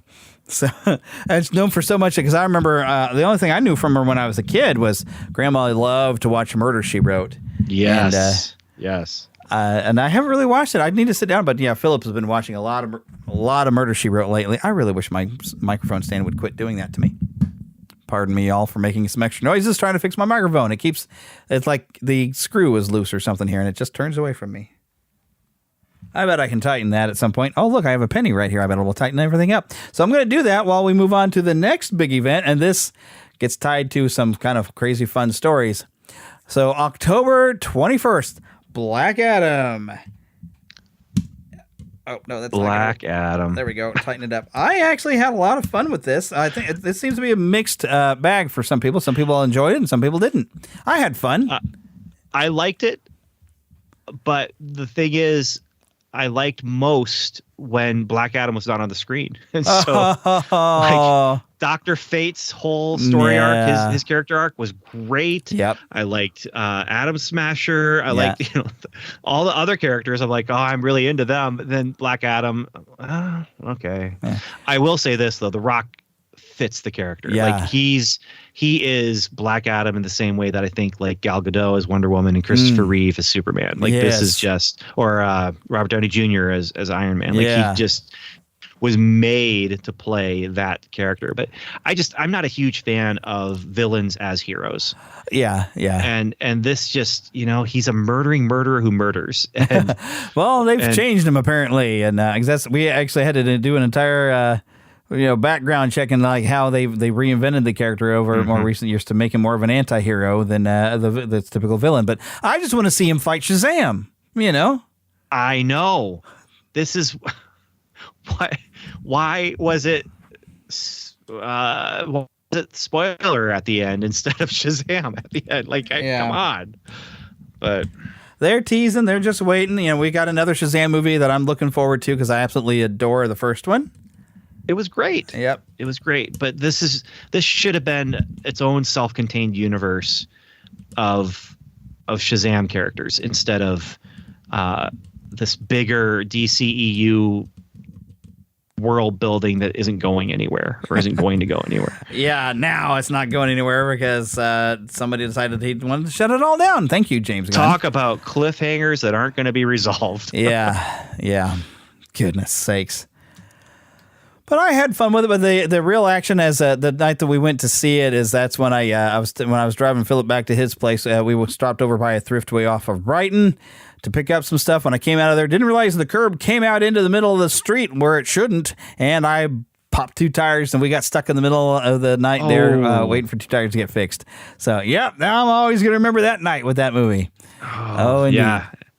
One spare. You don't have one. Yeah. Well, not when you got 2 tires busted and flat. You're stuck. Yeah. But on the 25th of October, we lost Jules Bass at age 87. of the famous Rankin Bass. Him and Arthur Rankin's work. My goodness, come on, microphone. Quit turning, or it's not the microphone so much, it's my stand that keeps turning my microphone away from me, and I just cannot get it to behave. It's like the weight of my microphone's too much. Okay, but anyways, yeah, so the impact he had on animation, really. Stop motion. I mean, they made stop motion cool again, and with some... I was even watching a nice little special thing on YouTube that somebody had put, I think Secret Galaxy, he did it. Yeah, that was a great Some episode. history of Rankin Bass. Learned so much stuff about where they went to go study up on it. But really, some of the great animation that we've gotten since then is really because of people looking back to Rankin Bass and what they did. It also changed how holiday specials worked and operated. And, that was kind of kickstarting Grinch, Charlie Brown, all these annual favorites. And they were the ones that they jumped out with Rudolph and and I love them all. I love them all. I don't think I've seen every single Rankin Bass ever movie, or because they did more than one movie apparently. Because I've seen the Mad Monster Party movie finally last year. That's fun. But apparently they did some other feature length stuff that was mentioned in there. I was like, oh my goodness, I did not realize this existed. Well, and The Hobbit. So the animated Hobbit, that one. I mean, as soon as I mention The Hobbit, songs get stuck in my head. So I shouldn't have done it, but I have now. So 15 birds who haven't any wings. So what shall we do? Maybe I can get a different song in your head when I mention Thundercats. Dun, dun, dun, dun, dun, dun, dun. Yeah. I didn't actually watch that show on its initial run because I was out. By the time it was on, I wanted to go out and play, as a kid. So I didn't really watch its original run. But I've been watching it on Hulu a bit. So, but Rankin Bass, they definitely left a lasting imprint on just kids. I mean, in general. Yep. So. And now as adults, if we have kids, we share them with our kids. Like, oh my, I loved this as a child. You're going to love this. Yep. This is great. So before there was computer animation doing 3D, here's like some real... This is 3D. Yep. Real puppets.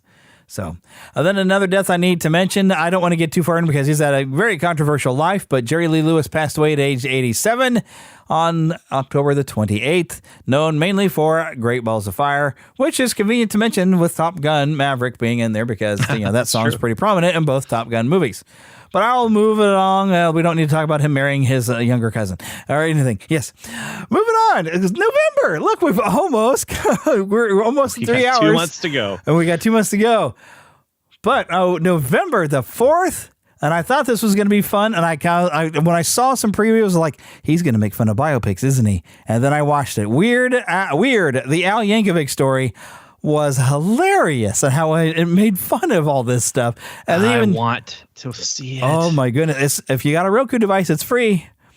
And it takes a really ridiculous left turn at one point that you're like, where is this movie going? This is ridiculous.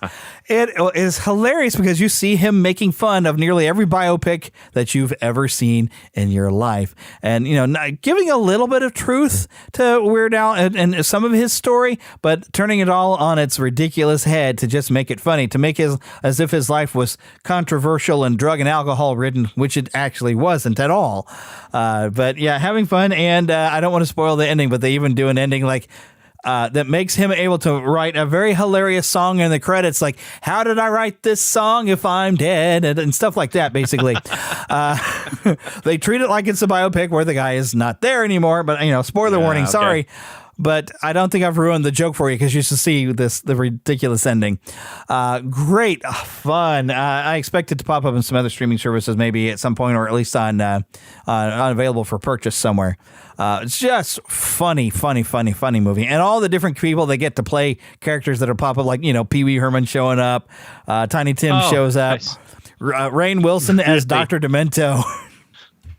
I really... the only reason I haven't seen it is because I just haven't gotten around to trying to track it down. So it's on the Roku channel. Oh, I just passed by. I forgot to mention Judy Tenuta had passed away in October at age 72. I only remember she was pretty funny. Hey, pigs! She was a very funny comedian with her accordion. I'll go ahead and mention that because I wrote it down after I saw that she had passed away. All right. Here's something I intended to watch still on Netflix, but I didn't realize it was in theaters. Guillermo del Toro's Pinocchio, and this apparently is the only Pinocchio you really need to watch this year. Philip has been kind of leaving review on the podcast. Overall, he enjoyed it. Did you get a chance to watch this one?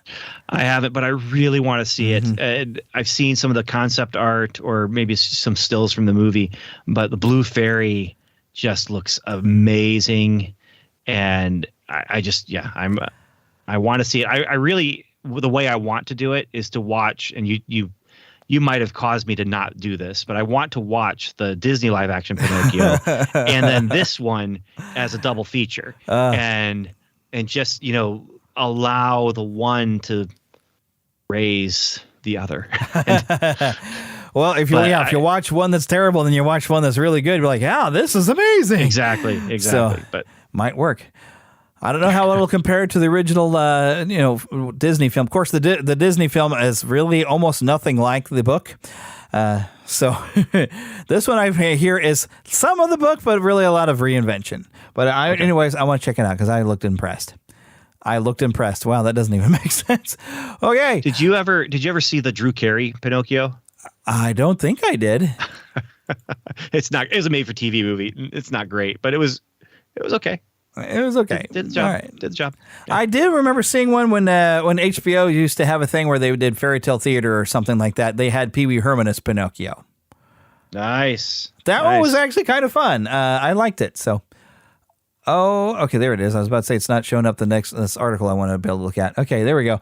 But we go one day after that on November the 10th, and we lost Kevin Conroy at age 66, who will forever be the greatest Batman actor. Now, he's not a live action Batman actor. I guess he did get to do a live action in The Crisis on Infinite Earth. He did, and he wasn't. That wasn't a great variation of the character, but I didn't see it. It got there. too convoluted by the time we got to that point, and I started watching an Arrow. It's suddenly like, wait a minute, this is starting to get ridiculous. Like, how come that guy just didn't shoot him? He was right there. He just stand there and waited for Arrow to punch him, or Yeah, so I started like this is somewhere it's falling apart. Flash fell apart for me, and I just quit watching their shows. So, but Kevin Conroy passed away. Still my favorite Batman as far as voices. So he was fantastic. But something else that I wanted to pull up, because I wanted to look up what all happened with Masters of the Universe this year, like what all toy releases, because we had a few more waves and a 40th anniversary of Masters of the Universe. And I've already discussed that, they did release at the San Diego Comic-Con. There's the only place you could get the 2-pack where you could get both the He-Man and Skeletor that were, what are these, like 9 inches tall, and you could get a Skeletor and a He-Man. I'm waiting for a Skeletor, hopefully to get released, but I did get the He-Man. I've got a She-Ra of this size, a Hordak now. But we've had a 40th anniversary from Masters of the Universe, and they've got even some re-releases of the second wave. The only 40th anniversary I think I have on my wall over there is I picked up Montana this past week that I found at Target. But they've actually finally put the Masters of the Universe muscles into as the article says, this Masters of the Universe muscles into National Toy Hall of Fame. On November 10th, 2022, Masters of the Universe took their place of honor in the National Toy Hall of Fame. So this is pretty awesome, and we've got a lot of new. He-Man is flat out back, and sure, you've got a Netflix computer animated series that hopefully the kids are enjoying it. I tried to watch one episode, and I was like, this isn't the He-Man I grew up with. I can't get into this. But I did enjoy the Revelation series, and we are hearing that there will be a third series. That is the one He-Man figure I have is Moss Man. Oh, you got the Moss Man? Yeah, it was on Amazon for less than $10, and I'm like, that's a great looking swamp monster. Yeah, it is. So, there you go. He's a swamp monster. Yeah. Perfect for you. Yeah, that's pretty much what's covered. My one He-Man action. That's pretty much what's covered in my desk. Is I've got the Revelation version of He-Man and Skeletor. And I've got the 40th Anniversary Classic He-Man here and 40th Anniversary Classic She-Ra, although this She-Ra is based more off the animated series, as well as the Hordak that I got for Christmas from my wife is more off the animated series. And then also here on my desk, Philip got me the Ultimate version of Hulk Hogan and Mr. T as they looked at WrestleMania, the first WrestleMania. Nice. Have them right here on my desk, along with Batman and Superman and, of course, variations of Mickey Mouse all over the place, Ninja Turtles here, and Spider-Man there, and Grogu over there. All my desk is covered. It's amazing I get any work done over here. So, yes, and I have a wide collection of He-Man figures now. All right, next thing, another passed away. Gallagher passed away at 76 on the 11th of November. Great, smart aleck prop comic. He would make you think about some of the silly things we do as people, as well as using ridiculous props to get a laugh. And you know what? He'll smash a watermelon better than anyone will smash a watermelon. And he was really, he's known mainly for smashing the stuff. But when you actually get into his comedy, it's so smart and clever and really makes you look at stuff. He's got an entire thing where he pull out a school desk and he sits there. It's like, all right, you get into kindergarten, you're trying to learn the English language. And you start with numbers. What? Where is the what in one? We have one. Okay, well, we don't know. We'll just move on. Two. Wait a minute. Now there's a what you don't need. Let's take that what and put it over on one where it belongs. But now that two means it's an entirely different word. So, but yeah, he pointed a finger at all the ridiculous stuff about life, and that's what made him so funny. And then he would pull out and bust a watermelon. So, right. Yeah. Now, here's the surprise hit. Well, I'm calling it a surprise hit, although a lot of people have a lot of expectation. I was like, please don't be bad. Please don't be bad. November 17th, The Christmas Story Christmas. Which I haven't watched yet. So actually worth watching. I'm very excited to. Yes, actually worth watching. Gets all the warm feels going again. Not as good as the classic Christmas Story, but good. And then, of course, we covered that in pretty well in a few episodes ago. Jason David Frank, at age 49, passed away on November the 19th. Now, I was not a Power Ranger fan. I think I was just too old for it. And when I looked at it, I said, this is Voltron and Ninja Turtles with Jurassic Park thrown in. But Jason David Frank actually turned out to be a good Christian man. We talked about that. Started his own Christian MMA group and stuff like that. Unfortunately, also suffered from depression. And I already gave my nice speech that don't ever let anyone tell you that Christians cannot suffer from depression. It can happen. And it can get that bad to where he did take his own life. It's very, very sad. So no matter what you are, tell somebody, talk to somebody, get help, get the medication you need, because you can't control some chemicals that go on in your head. You need help with some medication to do it. So, and I don't know if he was on any medication, but it's a very sad thing. But don't let anybody tell you that we can't feel depressed or have mental problems. It happens to everybody. So. All right, so next thing. Oh, wait, I had another thing on there, but I haven't gotten to catch up on anything. But also on the same day Jason David Frank died was also in Disenchanted, released on Disney+. I still haven't gotten around to watching it. Philip really loved it. And then Mickey, Story of a Mouse, which I've been intending to watch also. And Philip enjoyed, but he said there was a few things he didn't like, but overall enjoyed. Did you get a chance to see any of those? No, I haven't. Okay. So we'll move right on to something else I didn't watch on November the 23rd. Yeah. Well, Strange World I'm not going to watch. I've heard enough about it that I don't want to. Moving on. We'll put it out that we don't want to get into it because, let's face it, Disney has flat out said that they have agendas that they're trying to teach, and this was a movie that shoved as many agendas as they could into one movie. And I don't want agendas shoved at me. I want you to tell me a good story. And this one gave two big ones for the price of one. Which is why I think they didn't market it very much, because they're like, this is not going to go over well. And, there are a few people I saw on Facebook who's like, I kind of liked it. But a lot of people are like, what did you do, Disney? What have you done? I was amazed how quickly it was on Disney Plus, though. Yeah. I mean, it just in and out of theaters. And, Sort of like Encanto, which Encanto I didn't really care for either. It was okay, but I had some problems with it. It's just like, wait a minute, did they not think about this before they wrote this? So, yeah. Disney's just not, their animated features that I used to get so excited for. I'm now like, I was kind of excited because the Strange World looked like it was going to be good. But then after I, read some reviews, I'm like, oh, what they do. Well, those teaser trailers were just like, here's a world. Vagueness, and it's yes. Weird and intriguing and... And then the story, and I don't want to spoil any story stuff, but after I heard what the whole story of what it really was, I was like, really? Really? Really? Did Greta Thunberg write this? Anyways. So moving on to something that was actually good. On November the 24th, our one-shot Guardians of the Galaxy holiday special. I was hooked from the moment they had the song where they messed up Christmas in the song. And you got Star-Lord going, guys, no. Santa's not going to kill you if you don't leave him cookies. I was laughing through the entire thing. This was so much fun. And even getting Kevin Bacon in there and still got you right in the feels by the end of it. Nice job, everybody that worked on that one. Just delightful. Just fun. Yeah, this is one I could see myself watching every year. Yep. Definitely. And partially because it's short. Right. So yeah. that helps. You can that just helps. watch it and Iron have some Man fun. 3 is the other MCU Christmas thing, and that's longer. And then Hawkeye, it's 6 or 7 episodes of Hawkeye. But 45-minute Guardians of the Galaxy, I could do that every year. Yeah, definitely. All right, next thing I have on my list, and I can't see what day it's on, but Willow was released on streaming, and I watched 20 minutes of it and gave up. And we talked about that earlier in the episode. We'll just move on to the next thing. This one impacted. Is this Christmas isn't Christmas until I hear Bob McGrath singing If This Isn't a True Blue Miracle. I don't know what one is. Bob McGrath passed away at 90.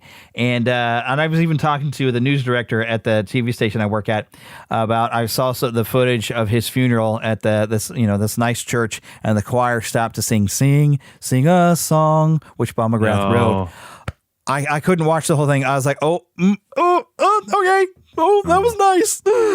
Breathe. So, it broke me. I was like, it was kind of like if you ever watch some of Jim Henson's funeral and they come out and they're singing It's Not Easy Being Green. And, okay, I got to move on. But Bob McGrath, one of those people of Sesame Street that I grew up as a little kid. Again, these are people who are like that Mr. Rogers kind of a thing where they're just these loving presences. Yes. On the television every day, and they are stable, in those years where you needed stability. And for some people, that was the only stability that they had in their life, was like to turn on the TV and see Mr. Rogers or to see these people on Sesame Street. And and then for me, my children, they watch Sesame Street, That was slightly different, but there's some of those same faces. And I'm like, this uncle kind of character is still there, being an uncle to my kids. So yeah. And what's fun is you can still watch those old episodes on HBO Max. I like that. Sometimes I sit there and watch them, just like, the feel goods. Yeah. All right, and the very next day, on December the 5th, we lost Kirstie Alley at age 71. What a zany life she had, but she was very entertaining. From, I think the first thing I remember her for was Star Trek. Star Trek 2. Star Trek 2. Yep. Yeah. And then, of course, on Cheers, and then Look Who's Talking. And then I think she do a reality show like Fat Actress, where she tried to make fun of herself, or she'd gained weight and then was trying to lose weight and then gain weight and lose weight. But and she was Weight Watchers, and then she did her own weight loss program. And in those commercials, she's definitely like not taking herself too seriously, but taking the problem seriously. It's like, this is something I've been working on, and Yep. But she'll always be Saavik to me. Yeah. That's just one of the greats as far as movies go, and she was definitely a big part of that. And then some silly reason they recast Saavik in the third movie. It's because Kirstie Alley didn't want to be Saavik anymore, and so Robin Curtis gets brought in. And I like Robin Curtis as well. She was good in 3. She was only in 5 minutes of Star Trek 4, if that. They were thinking about having her be pregnant with Spock's baby because of Star Trek 3. But that subplot was cut. So. All right. Well, the next big December event that I at least have to bring it up, December 16th, was Avatar: The Way of Water. Some people were super looking forward. Some of us didn't bother with the first one. So I was like, But you're looking forward to this, so, go have fun. I want to see it. And here's the thing about the first one. Way back, I mean, we're talking 12 years ago, 13 years ago, whenever the first one came out. That's one of the first things I ever podcast about. And I remember it was my co-host for Strangers and Aliens and we call it the Crossover Nexus, I think, or crossover, comic book crossover, or something like that. And it doesn't exist anymore. We only did like 4 or 5 episodes, and we argued about Avatar, because I went and saw it and was just blown away by this 3D experience. And my co-host Steve was just, but the story was so dumb. The story was like and this. that's And pretty much what I've heard is like it was a just sitting here spectacle, but then the story in is this bad. world. And but it was one of those, like you were saying, I was never going to go back to it because I was Right. never going to replicate that 3D experience of the big screen. Now I have 2 weeks ago I watched it with my son on our big screen TV, which didn't quite replicate the experience, but was good enough because I was anticipating watching the sequel. And rewatching it, I was forgiving of the story, but at the same time, it was just kind of, this is not a great story, but that's part of what it does. It's not existing for the story. It's existing for the spectacle and the message. Yeah. Those are the two things it exists for. Yeah. And I don't always agree. I frequently don't agree with James Cameron on his messages, including his one saying that we need to wipe out all of our masculinity and testosterone needs to be exterminated. Yeah. He's lost me entirely now. But I do want to see the next one. When I went and saw, was it Wakanda Forever? I had to see it in 3D because that was the only show I could see it in. Oh, I forgot to put that on the list. Oh, so did I. Yeah. Wow. I haven't seen it yet, though, because after I get in some mixed reviews, I'm like, I'll wait for Disney Plus. I'll watch it there. I love the first one, but. So the trailer for Avatar, The Way of the Water, the 3D was just astounding.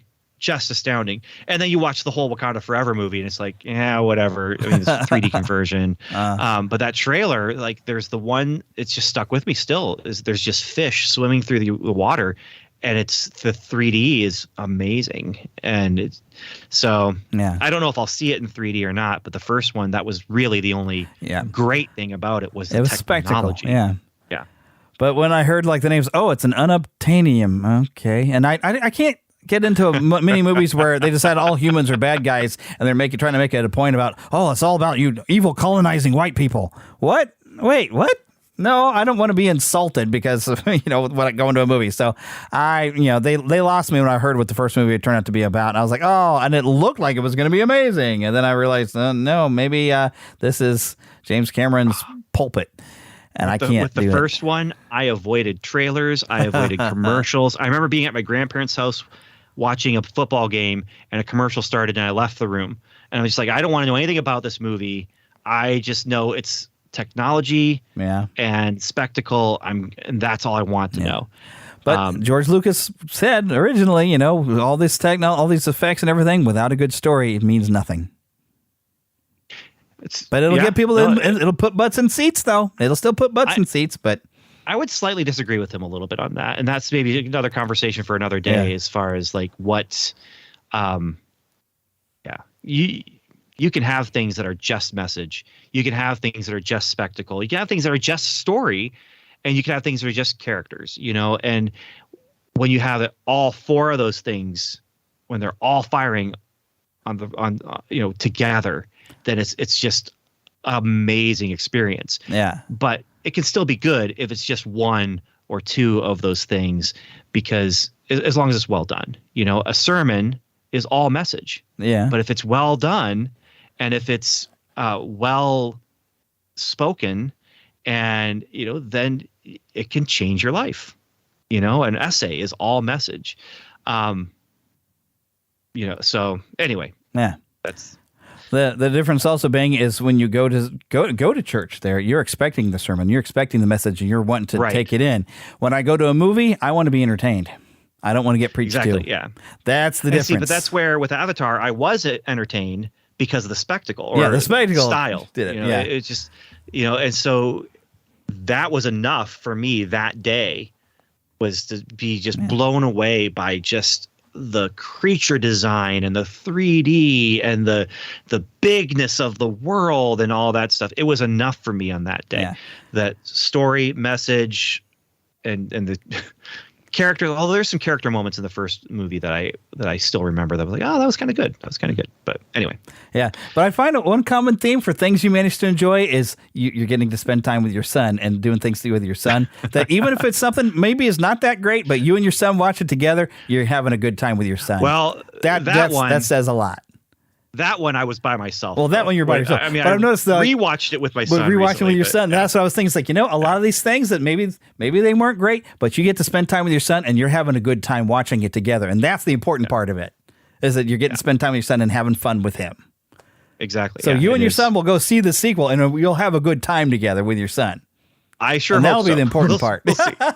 We'll see. Well, because it's that time you're spending together with your son. You know, I took my dad to some crazy stuff, like the live action Mortal Kombat tour.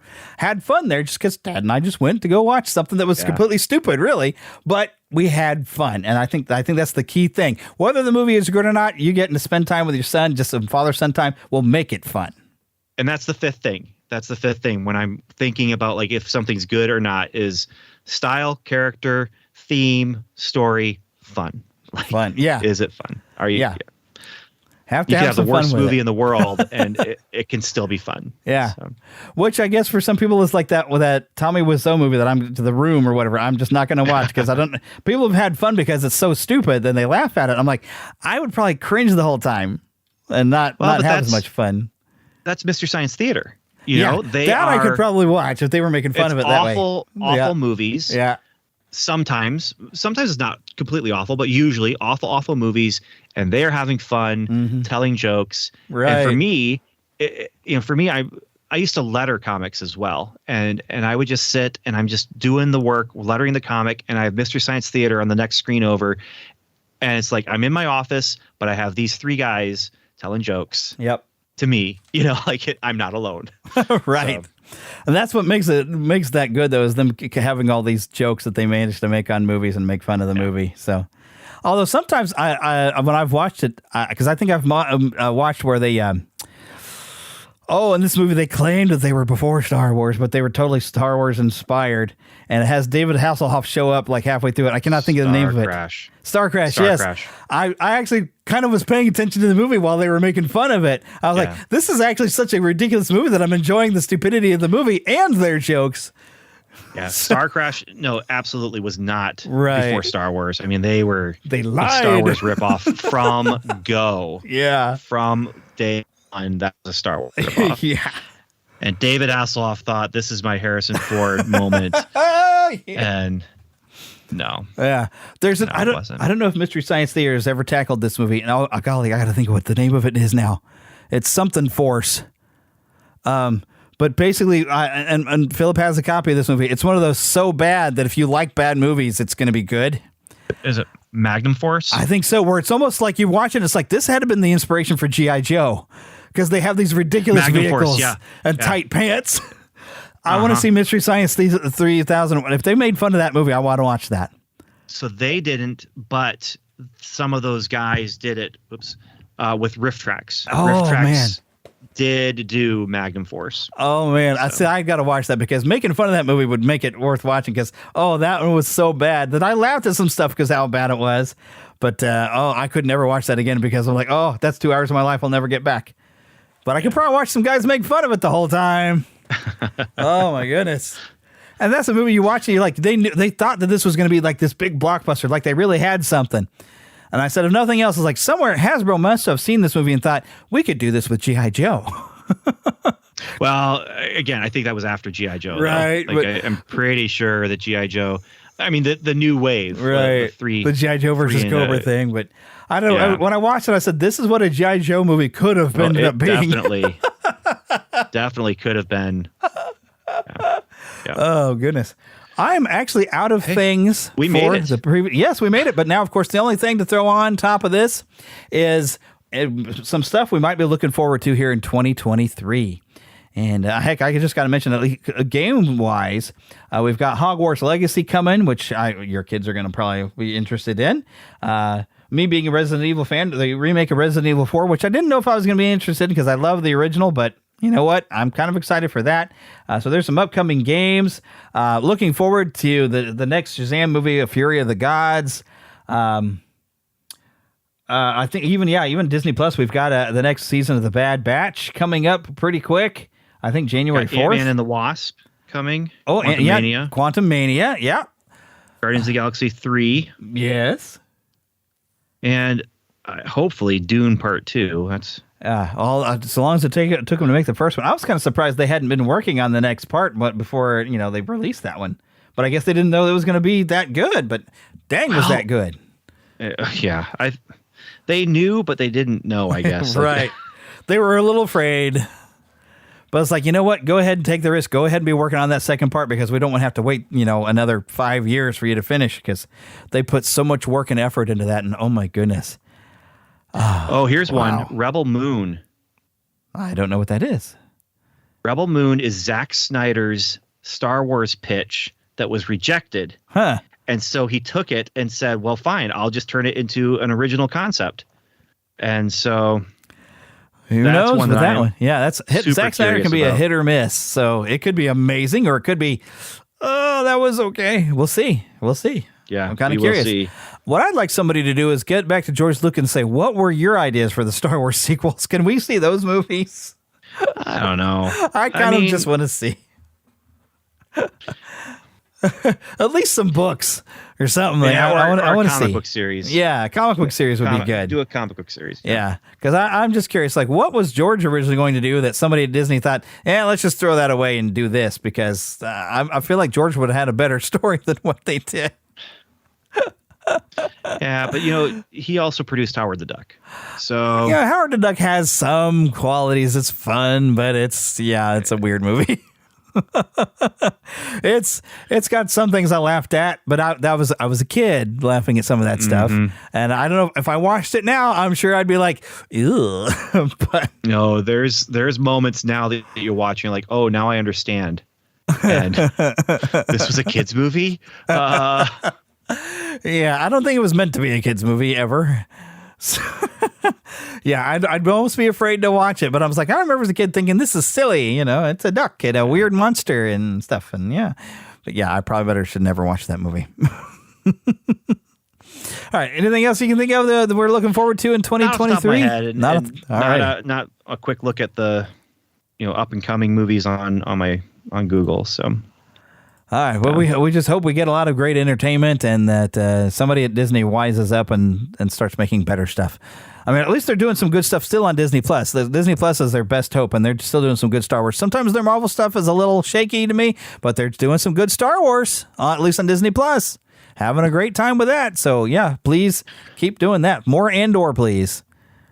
Definitely. And please keep it going the way you did. All right, but as we wrap up every show, I got to remember to remind y'all to go to neverlandpodcast.com. And while we're doing that, hey, what was those websites again?